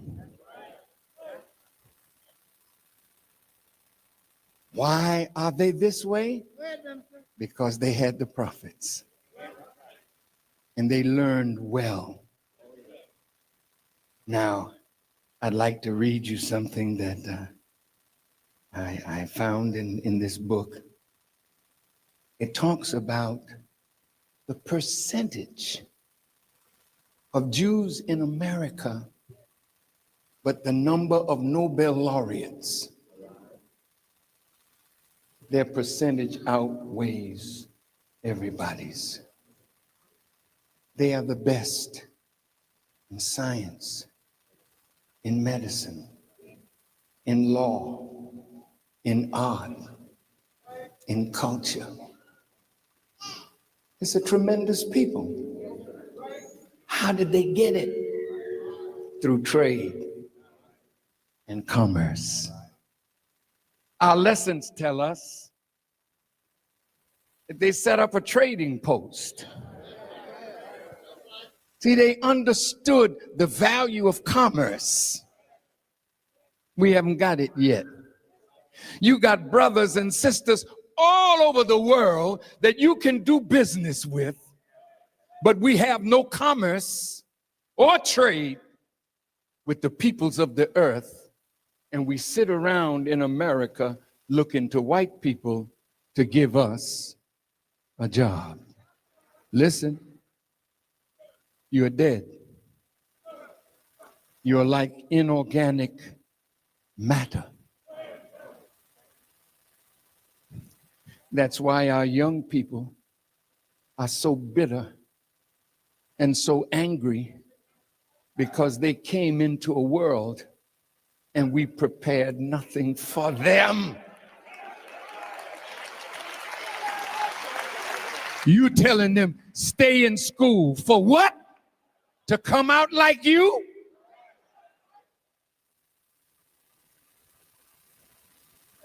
You're angry with them because they found unity in a gang, because there was no unity in the house.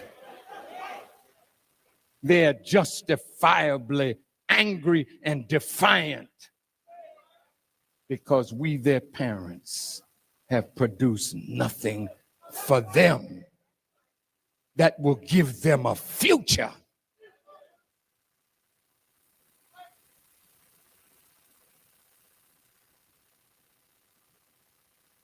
So the traitor always disappears. Did you know that the Jewish people got their real business skill from the Babylonian Talmud that taught them the science of business?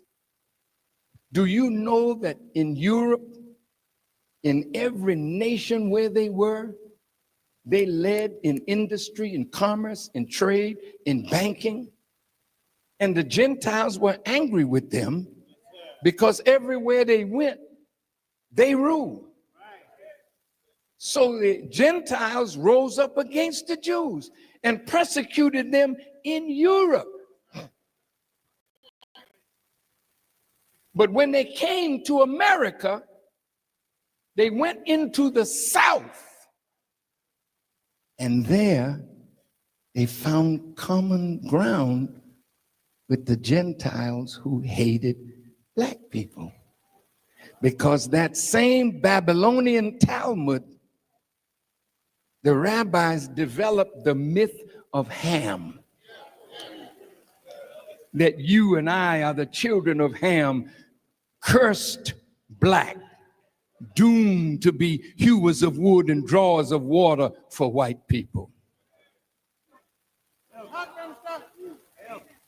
So when they got in the South, they just fueled the Gentiles with the curse of Ham. And that has spread throughout the world.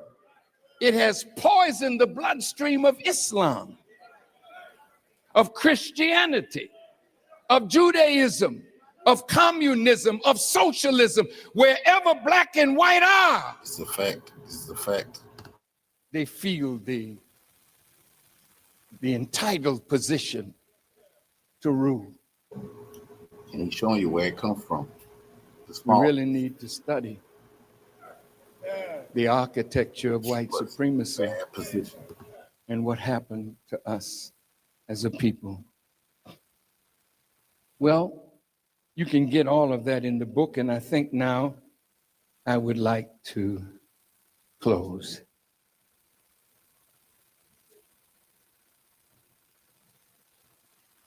Did you know that we're still sharecropping? Wait now. You might be surprised when I call your name. See, today the Jewish people have developed a new strategy. Yes, sir. They have always tied themselves to black people. When we moved north, they moved. Yes, sir. They bought the ghetto and they owned the houses and gave us houses and rented us. They fed us. They gave us insurance. You know what they did? Yes, sir. Then they moved out. What is the American dream?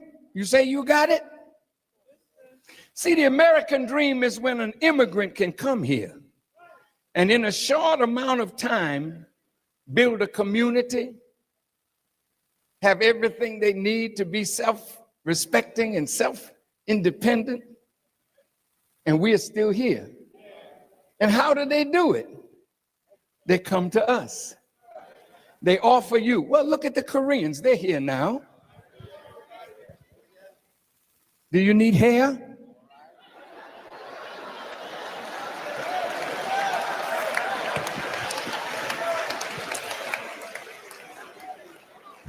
Of course you do. I'm not trying to be funny. But you know that whale that was in San Diego somewhere that caught that young lady by her ponytail and crushed her, killed her? That wouldn't have been you, would it? They caught you by that ponytail. They'd have just yanked that bad boy off.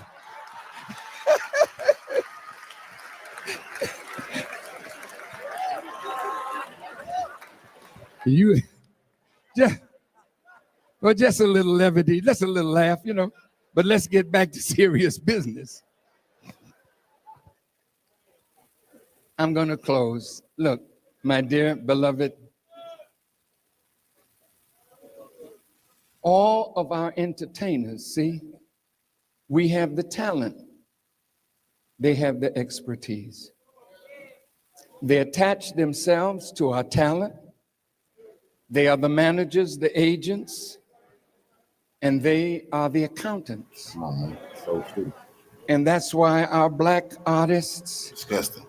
loved fame and got fame, but died poor because somebody else got their money, sent their children to the finest schools, and are able to continue to rule while you pass on nothing to your children but the legacy of your fame and nothing else. But today, they've developed a new strategy. Let's make our Negroes rich. A new strategy. The old strategy was let them die broke. Or they take you, when you first start singing, you're in what they call the chitlin circuit. Y'all know about that? And then as you get famous in the chitlin circuit, they finally put you in a supper club and you cross over and you get new management, and then they take you to after parties and you meet a beautiful white girl. Did I say something wrong?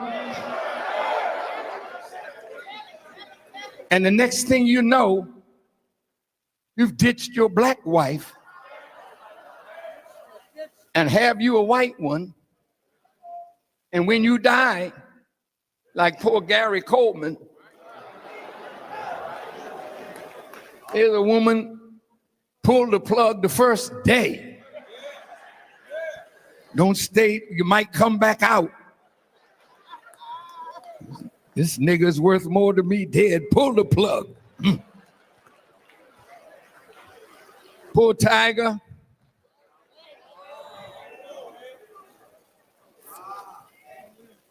He ain't black. He's a Cablinasian. Whatever the hell that is. The greatest ball player that ever did it, golfer. And the girl that he married was a nanny, I understand. A nanny. And his man making billions. And he married a nanny.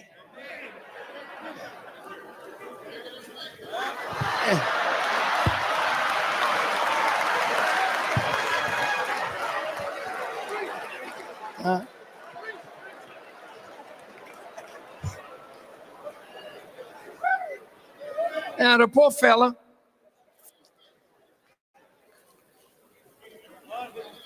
now she's rich for the rest of her life with her beautiful mulatto children. And now he's struggling to hit the ball right.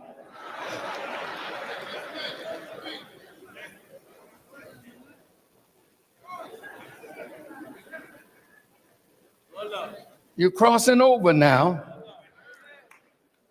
Bless your heart. But the money goes back to them. Now, they have my brother, Russell Simmons. He wrote a beautiful piece on Black-Jewish relations. And I'm here to tell you, no black man or woman becomes a multi-millionaire without friendship in the Jewish community. I'll prove it in a minute. Did you know, I'll get back to, oh Lord, there's so much to give you, but I can't do it all. Did you know that nearly all prominent Negro actors and musicians have or had Jewish sponsors and managers? Florence Mills, Ethel Waters, Paul Robeson, Duke Ellington, Cab Calloway, Adelaide Hall, Valeda Snow, Bojangles, Hattie McDaniel, Stephen Fetchit, Rochester, Chilton and Thomas, and the Mills Brothers, the Ink Spots, just keep naming. Yes, see, so they have a way of attaching themselves to your gifts, but you get nothing. They get it all. Now they've decided, we have to change this. New strategy. Our brother, Russell Simmons, is a multi-millionaire. He's a good brother. And he has great friendship with the Jewish people. Miss Oprah, a beautiful woman with a beautiful heart, a multi-billionaire. But there's a Jewish man that helped guide her career and make her who she is. P. Diddy, Jay-Z, just name them. Even in hip hop, Jews manage most of the black hip hop artists. And man, I got something, I can't do it now, but they end up with nothing. They come with the bling bling and a nice car, and they show you that they're successful. But if you could see the breakdown of the record deals, they end up with nothing. As I said in my lecture, The Crucifixion of Michael Jackson, he was asset rich and cash poor. So if you're going to sell your assets, then you can get liquid. If you don't want to sell your assets, then you borrow against your assets. So the Jewish person with money was always there to loan Michael money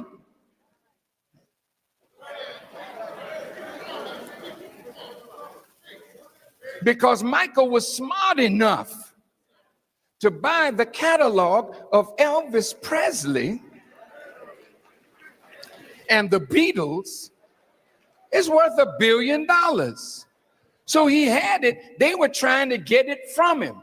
He had Neverland. They were trying to get it from him. So he loved nice things. So he spent money because he had it. But then when he needed to save his property, he had to borrow. Now, what is the strategy? See?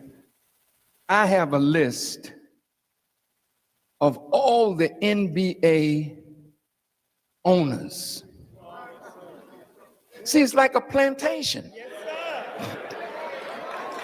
You just a piece of meat throwing balls in hoops. They got dogs, they can do that. And they're going on. Now you the best at doing it. So you're on a plantation, but you're rich.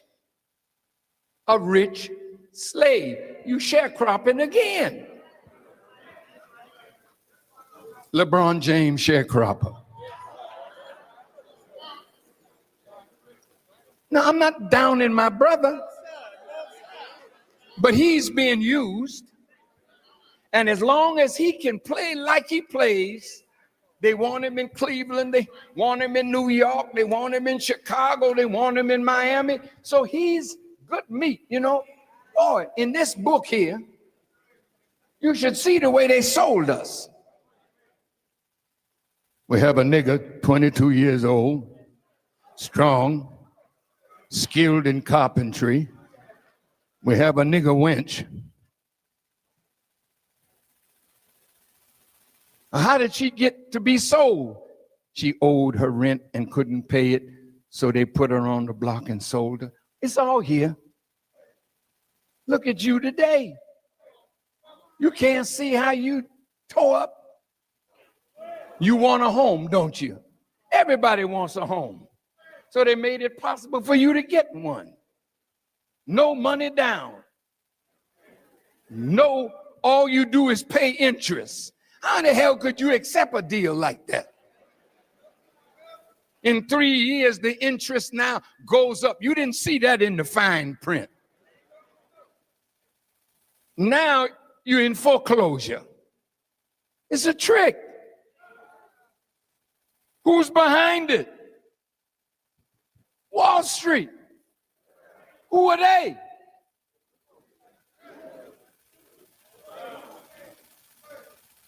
Well, they didn't just do it to you. They did it to America. I know this is rough. Did you know that in 1913, when the Federal Reserve Act was made, America was $2 billion in debt? Less than 100 years later, she's $13 trillion in debt. How did all that happen?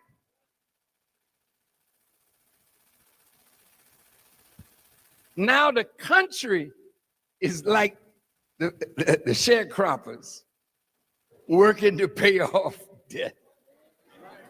China got America, Japan got America, other people just loaning America money, and here comes Brother Obama.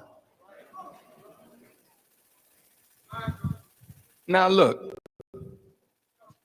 do you love your brother? I do too.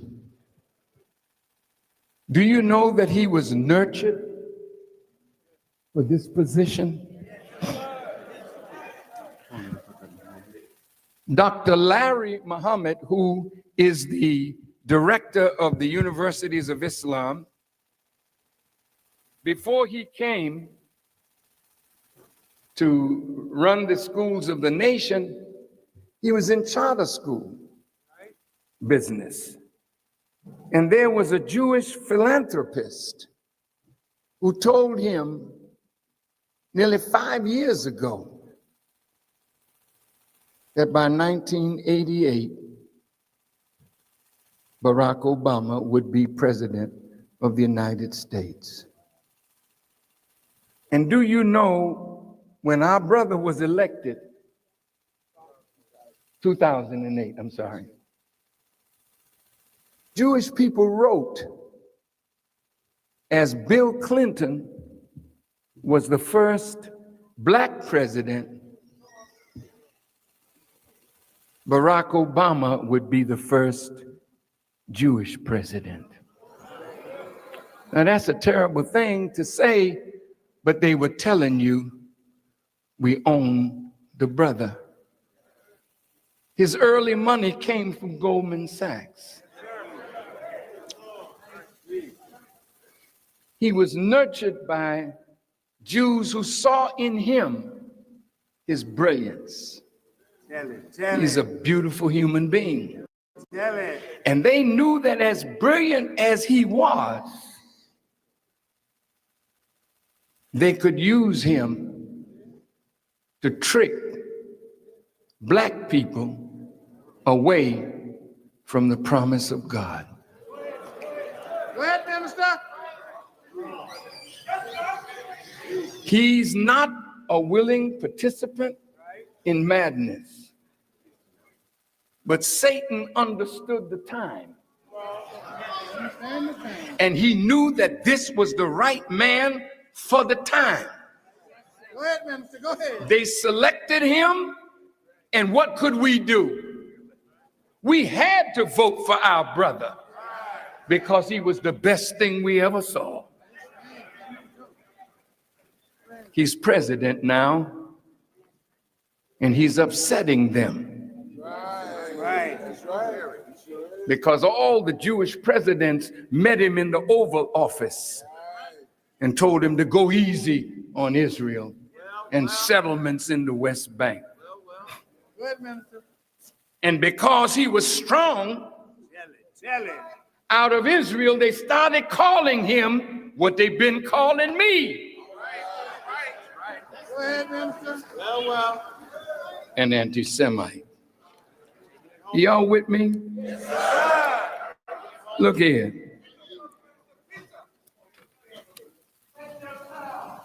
No, I don't have a lot of time, but I do try to take it. I don't mean to wear you out.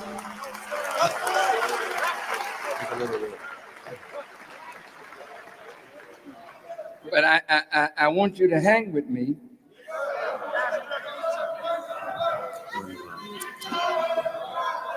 Because now, our brother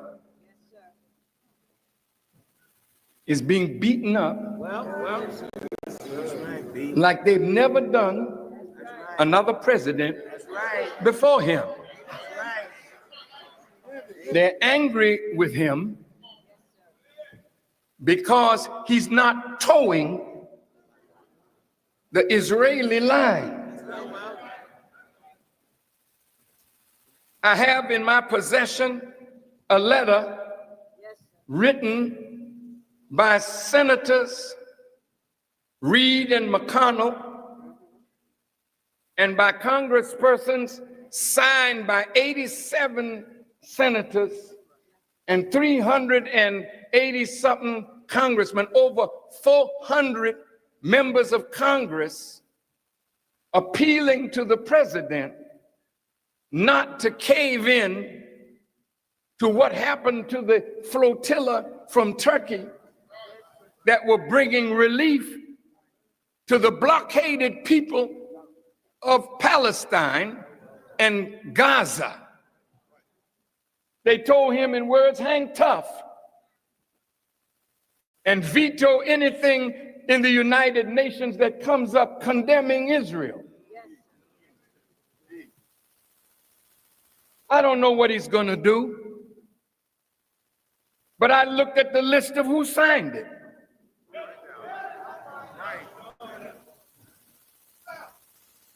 You don't have no real representatives. You know that, don't you?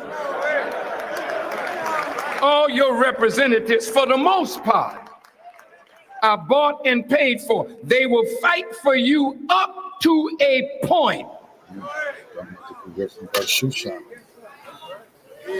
Now I'll have to let you go. They all denounced this. Listen. President Obama can't talk about reparations. Can't talk. He ain't bringing that up. No, sir. No, sir.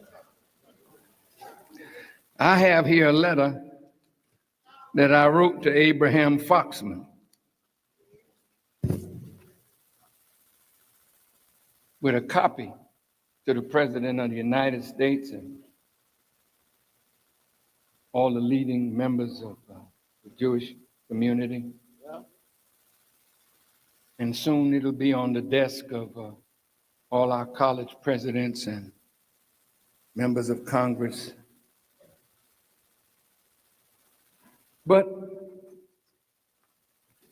brother, would you do me a favor? Put up that ferry with all that cotton on it. If you can find it while I'm ending this. There it is.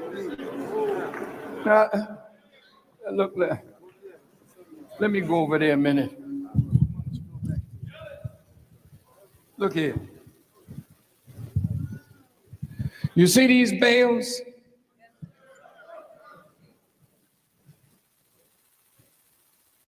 Black people picked this cotton and got less than 50 cents per bale.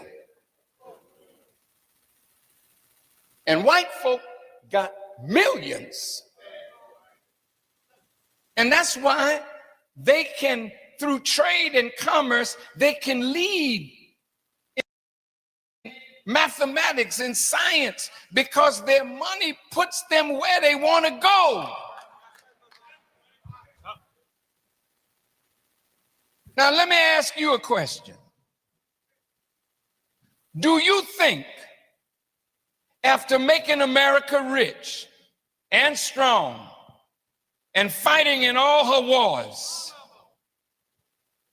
making Europe strong, do you think that we are owed reparations for what we have done to make America what America is? If you think so, stand up on your feet. All punks sit down. Shit.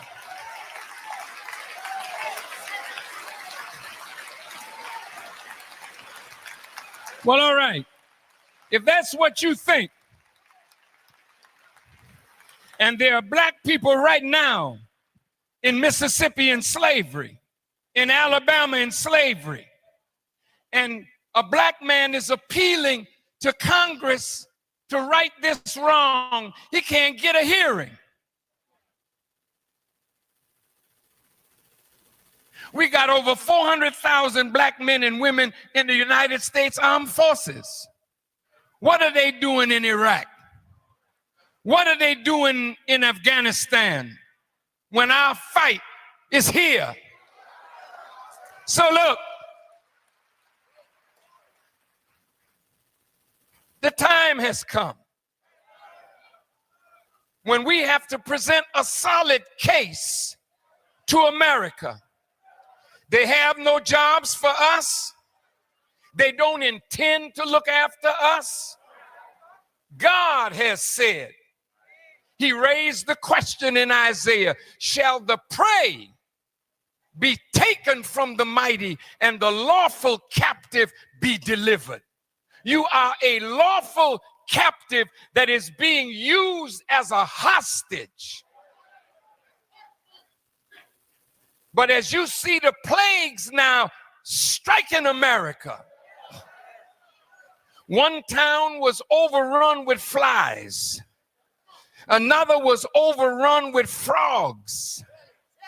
Rain, hail, snow, earthquakes. Now, after I leave you today, God is going to put an exclamation point behind this lecture, and a calamity of great magnitude is going to strike America. I am my father's helper. You don't need to look for no Moses. Elijah Muhammad is that Moses, and I am his Aaron and his Joshua.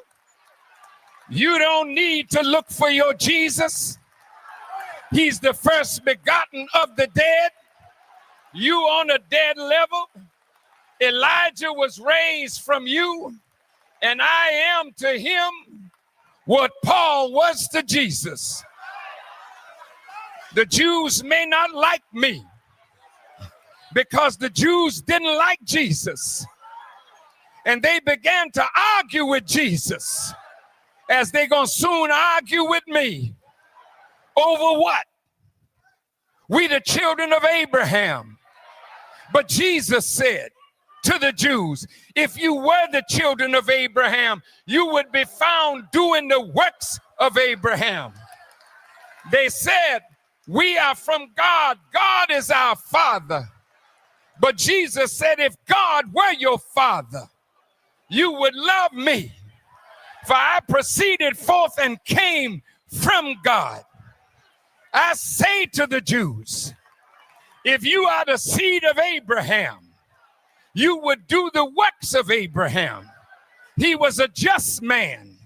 He was a righteous man. He was an upright man.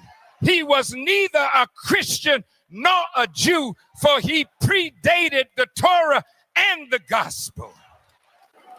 We are the seed of Abraham. We are the children of divine promise.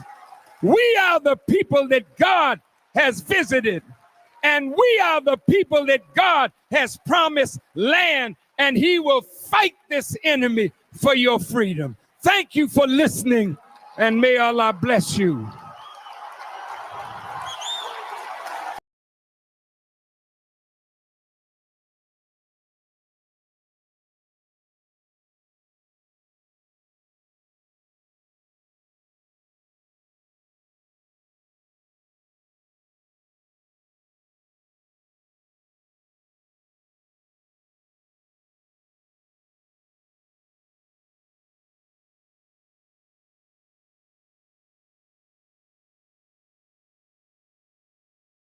Co-served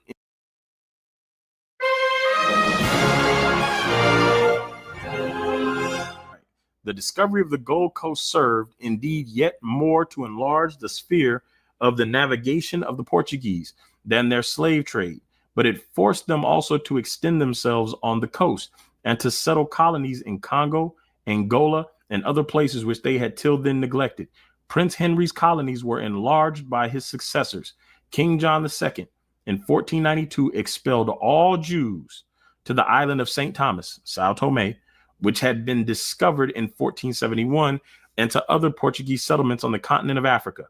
And from these banished Jews, the Black Portuguese, as they are called, and the Jews in Leongo, who are despised even by the very Negroes, are descended. What's up, family? This is your man, not your boy. Go Black to Africa. So many of us out here are doing the hard work in providing for our people to understand who we truly are as a people, especially those who are in Central America, South America, and North America. that these writings that are being found in other countries by their writers, Italy, that you saw, I just did a video on, Spain, that we're going to find, as well as Portuguese, that their writers, their historians are depicting and showing we people, brothers and sisters who's been over in this Atlantic slave trade, were the real Jews. Watch this video and I'll be back. The Hibernian Magazine, or the Compendium of Entertaining Knowledge. When was this published? We're going to see 1784. 1784, the New York Public Library. Right. The discovery of the Gold Coast served indeed yet more to enlarge the sphere of the navigation of the Portuguese than their slave trade, but it forced them also to extend themselves on the coast and to settle colonies in Congo, Angola, and other places which they had till then neglected. Prince Henry's colonies were enlarged by his successors. King John II in 1492 expelled all Jews to the island of St. Thomas, Sao Tome, which had been discovered in 1471, and to other Portuguese settlements on the continent of Africa. And from these banished Jews, the Black Portuguese, as they are called, and the Jews in Leongo, who are despised even by the very Negroes, are descended. By these colonists, St. Thomas soon became a considerable place of trade and valuable for its sugar plantations. Valuable for its sugar plantations. Isn't that what we just read?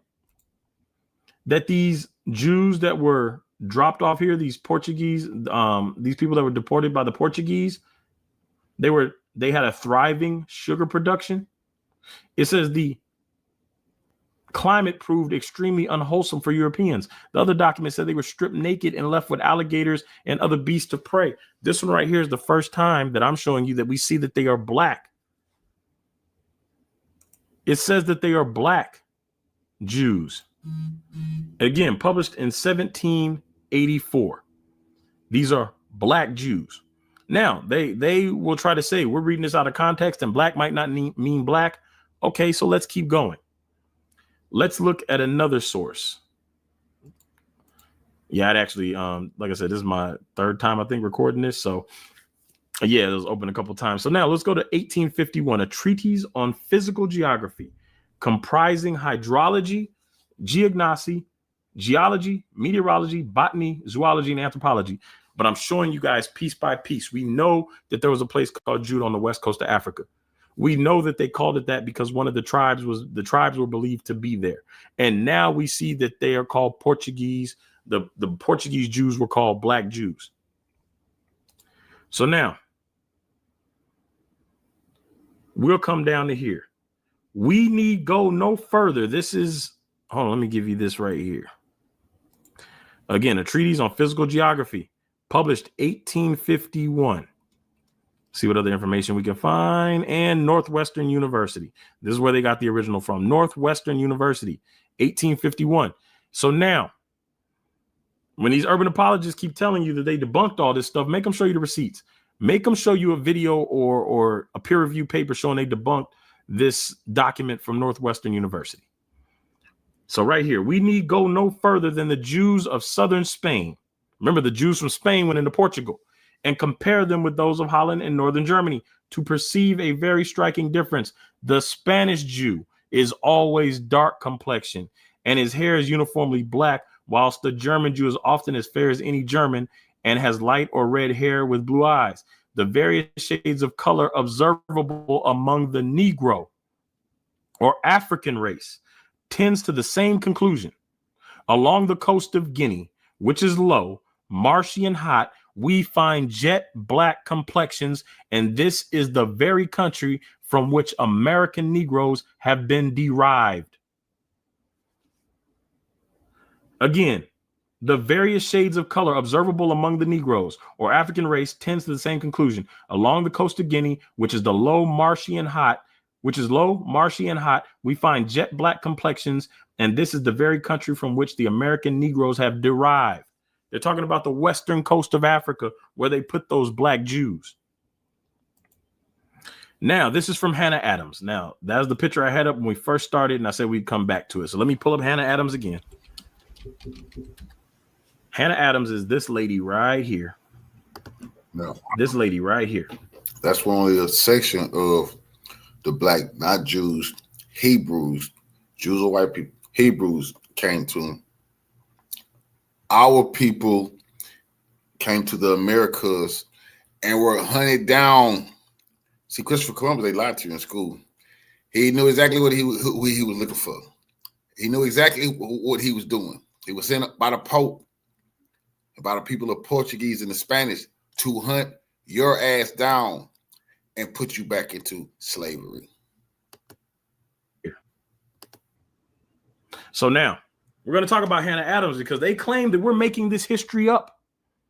So now we know the Portuguese Jews are black. We verified that in 2 sources. There's going to be more. There's going to be more to come. We know that the Portuguese Jews are connected to West Africa. Let's see here. And how do we know that?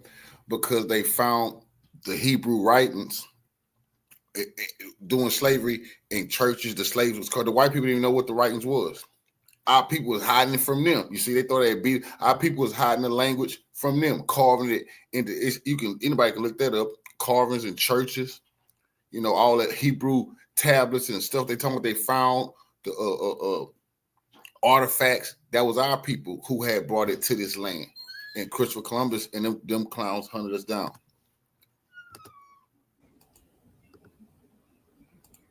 Okay, here we go. So now she has her book. I'm going to read this in 2 parts. So her book, you read the regular page and it continues just like a regular book. But then in the notes section, when you read it, it continues over to the next page, almost like a tiny book within her book. So first I'm going to read the main part and then I'm going to come back and read the notes. So right here, the Spanish and Portuguese Jews claim their descent from the tribe of Judah. So now all this stuff is connected. So the people on the west coast of Africa called Judah or a Judah or Wida or Wida are connected. They were believed to be Jews. We've seen that from a French source and a non-French source. I believe it was an English source. We see that. We see that they are black. We see that they were deported from Portugal because they fled from Spain. Now, the Spanish and Portuguese Jews claim their descent from the tribe of Judah. Now we're getting down to specific tribes. We're getting down to a specific tribe here. And found these pretensions on a supposition which prevails among them that many of their ancestors removed or were sent into Spain at the time of the Babylonian captivity. In consequence of this supposed superiority, they till very lately would not by intermarriage or otherwise incorporate with their brethren of other nations. They had separate synagogues. And if a Portuguese Jew, even in England or Holland, married a German Jewess, he was immediately expelled from the synagogue, deprived of every civil and ecclesiastical right, and ejected from the body of the nation. A late instance has occurred of a Jew in Berlin, this is Germany, who having married the daughter of a Portuguese physician, the parents of the girl went into mourning as for the death of a relation. The manner of the Portuguese Jews differ from the rest of the nation and are more polished. They have nothing peculiar in their dress. The opulent among them vie with the other nations of Europe in refinement, elegance, and show, and they differ from them in worship only. In Portugal, the name of a Jew is a term of such high reproach that the government found it necessary to enact a law which forbade any person to call another by that appellation. If a man who is styled a Jew to his face stabs the offender, the law does not condemn him. And trifling as this regulation may appear, it has produced beneficial effects. So now, the name Jew was outlawed to the point that if you called someone a Jew, they could stab you and not be held guilty.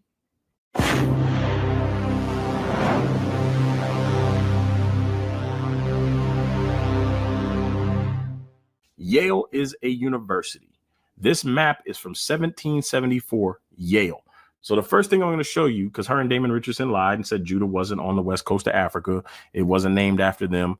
So the first thing I'm going to show you is a map from 1774. This is Africa, performed by the senior Danville under the patronage of the Duke of Orleans, revised and improved by Mr. Bolden and E. Bowen. Emmanuel Bowen is the one who made the map that we see the most. I believe it's the 1747 map. We see that the most because it's part of his famous collection in which it shows Judah on the west coast of Africa, the kingdom of Judah. And they say that that map has been debunked.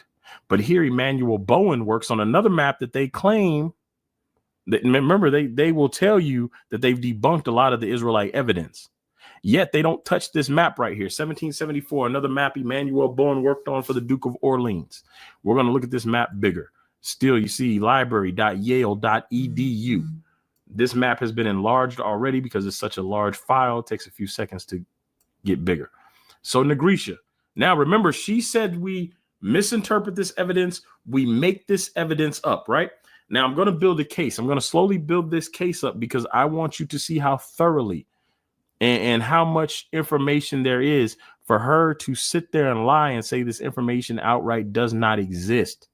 So right here, according to Idrisi, the land hereabout was peopled by Jews. According to Idrisi, the land hereabout was peopled by Jews. This is the west coast of Africa. You can see this right here. This is the area I'm looking in right here where the yellow box is. This is the area, Lamlin, right here.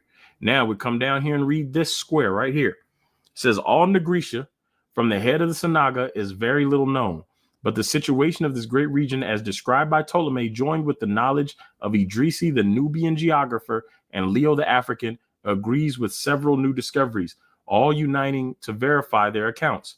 I therefore conclude that the Niger flows from west to east and has an affinity with the Sanaga or has no affinity with the Sanaga or any part thereof, but falls into the lakes that communicate with the river Nile. So now he's talking about the Niger River. The Niger River is going to come up again, and that's why I read that. So now this area right here is peopled by Jews. The Niger River is mentioned here. You see the kingdom of Dahomey, whose prince subdued the states of Ardra and Wida, W-I-D-A. Pay attention to the spelling, about the year 1724. You see Ardra here. You see Wida here on the slave coast. Ardra, Wida. Remember Wida, W-I-D-A. So now this map, all these links will be in the description to the maps and everything else. So now, right here, this is a French website, gallica.bnf.fr. This is a French website. This is from 1890, May 1st, 1890. So we go down to here. Let me make sure. All right, text. Now I'm going to copy part of this text, right? Wida, Fida, we're going to grab this right here. Now, their whole point was, we're going to come back to this. I'm going to pull her up again. Their whole point was that we or Wida was not named after the tribe of Judah. So now what I'm going to do is a French to English translation. And I'm going to paste the text into here that I just copied. Now, according to Google Translate, you see me do this right here. Wida, Fida, Weda, Awida, Judah, or a Judah is a city old, frequented since the 16th century by Portuguese slavers. This word is split up, but it's supposed to be Portuguese. Portuguese slavers who gave it its name. Its inhabitants were said to be Judoquays, and they were indeed considered to be a remnant of scattered tribes of Israel to the north. The Alala River, whose real name is Ephra, had become Euphrates for scholars. So now it says they were indeed considered to be a remnant of scattered tribes of Israel. So now we are establishing that this land called Wida or Wida contained people who were said to be one of the scattered tribes of Israel, right? This is in this French document right here on BNF or gallica.bnf.fr. This is from France. I'll give you guys the link. This is from Bulletin Society. I'm not going to try to pronounce all this geography. And again, this is from 1890. So now we still haven't tied it to us, though. We've just shown that, yes, there is a place in West Africa named after Judah. It is said that the Jew or tribe lived there. One of the tribes of Israel was there. So now let's see if we can find any consistency in this. So now the Jews of Spain and Portugal and the Inquisition. This is published in 1877 by Princeton Theological Seminary. So when you hear these urban apologists saying they debunk the Israelite sources Ask them to show you the video or documentation of them debunking this source from Princeton Theological Seminary. Ask them to show you the source or the video of them debunking the map from Yale. Ask them to show you these things because they keep making these claims. So anyway, the Jews of Spain and Portugal, we're on page 68 of 148. The link will be in the description for you to read yourself. You can see it's not a screenshot. This is the whole book. If I do this, the page will turn. All right. Thus was Spain deprived of her large Jewish population.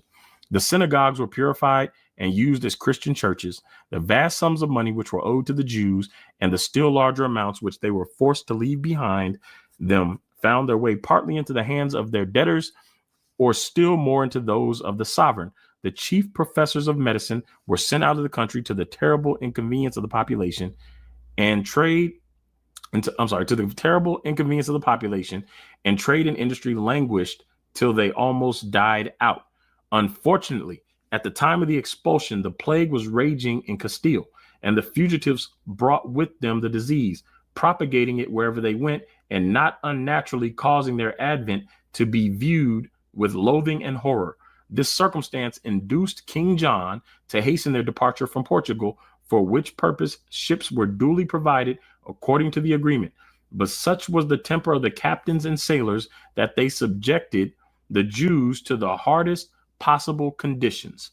They plundered them of their goods and valuables, even to their very clothes, and landed them naked and bare of everything on barren points of the African coast, leaving them to die of starvation or to be sold into slavery to the Moors. Nor was this all. The king wrested from their parents all children from between the ages of 3 and 10 of those Jewish immigrants who from poverty or otherwise had omitted to pay the capitation tax on entering, or who were forced to remain in Portugal, and had them transported to the newly discovered islands of St. Thomas, which is the same as Sao Tome, which then swarmed with alligators and other beasts of prey to be brought up as Christians.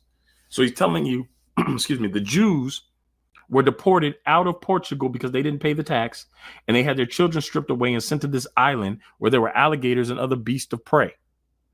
This is another source from Princeton Theological Seminary, published 1882, The Earth and Its Inhabitants. Right here, page 320 of 628. The link will be in the description. East of Great Popo begins the Dahomey territory, guarded by the important town of Glewe, known to Europeans by the various names of Fida, Hasida, Wida, or Wida, W-I-D-A. I told you to remember that because of the map. W-I-D-A, W-I-D-A, same place. It's important to establish this so the urban apologists can't wiggle their way out of anything. Same place. So let me get back. The old writers called it Judah. So now we know why the 1747 Emmanuel Bowen map says Judah. Now we know why this one says Widda. It says, and its inhabitants were said to be Jews, while the neighboring river Alala, whose real name is Ephra, became the Euphrates. Didn't we just read that in the French source? That they were believed to be a tribe of Israel. So now we have two different sources here. Two different sources. Let me see here. All right. So now I was going to, so anyway, this was published 1882, two different sources. The other one was published 1890. So this one predates that source by 8 years. 8 years. So we have two sources saying that these are definitely Judah. And it says, during the flourishing days of the slave trade from 16 to 18,000 were annually transported from a Judah, as the Portuguese called this place, which at the time had a population of 35,000. The titular deity of Widda is the snake, and the famous fetish temple is served by priestesses called mothers or sisters of serpents and recruited by the abduction of young girls on feast days. So some of them will tell you that it couldn't have been Israel because they worshiped a snake. And I would encourage you to go look up Nehushtan in the Bible. It was the brass serpent that Moses made that they began to worship. So snake worship isn't outside of Israel's history. But understand here, the Portuguese were calling them this. Why were the Portuguese calling them this? Because the Portuguese were the ones deporting Jews to West Africa. So, of course, they called it Judah. So now we still haven't established anything specific as to whether they were black or European. So let's continue. This book right here, brown.edu. So when the urban apologists come and say they debunked our sources, make sure you get the receipts that they debunked this document from brown.edu. Portuguese exploration to the west and the formation of Brazil, 1450 to 1800. So I went ahead and went down to page 17, brown.edu. You want to go down to page 17. You want to go to point 14 right here. Now listen to what happened to these people, and you tell me if you believe that European children did this. Just tell me if you think this makes sense happening off the west coast of Africa, where we just read that there were alligators and other beasts of prey. It says, by the year 1470, the Portuguese had found the equatorial island of Sao Tome. That's the same as St. Thomas in the Ghanaian Gulf off the African coast. The climate proved to be extremely unwholesome for Europeans. Extremely unwholesome for Europeans, and settlement was slow. The official chronicler of King Jao II, that's King John, Garcia de Rezende, reports on one of the methods to populate this island that also throws some light on a tragic form of Jewish participation in the Portuguese Atlantic Empire. The king had allowed Jewish refugees from Spain, from where they had been expelled in 1492. Notice the consistency. She said we misinterpret history. To remain in Portugal only in return for payment of an enormous ransom. In 1493, those who could not pay had their children taken away from them, baptized by force, and deported to Sao Tome in order to be raised as Christians and to help populate the island that the king had just leased to Alvaro de Camina at the annual rent of 100,000 reis. Nothing is known of their further fate, although later chroniclers attribute the thriving sugar production on the island to the talents of those deported children and their offspring. So now she wants you to believe that white people were stripped butt naked, thrown in West Africa with alligators, beasts of prey, white children, and somehow survived to develop a thriving sugar economy. This is what the urban apologists want you to believe. What do you think? Let me say this in closing. I'm going to continue on to find the truth. And the end of this year, I will be in Portugal, Spain, as well as in Morocco. And it's going to give me an awesome opportunity to connect, hopefully with some guides out there and historians, that we can unpeel the lie that has been told about those who were already settled in these countries, who were considered the Jews, who were dispelled and kicked out, where they were scattered on the islands and even on the coast of Africa. Stay tuned as I begin to show you more proof. This is your man, not your boy. Go black to Africa. Think about it. Think about it. Cool, Phil. Follow me.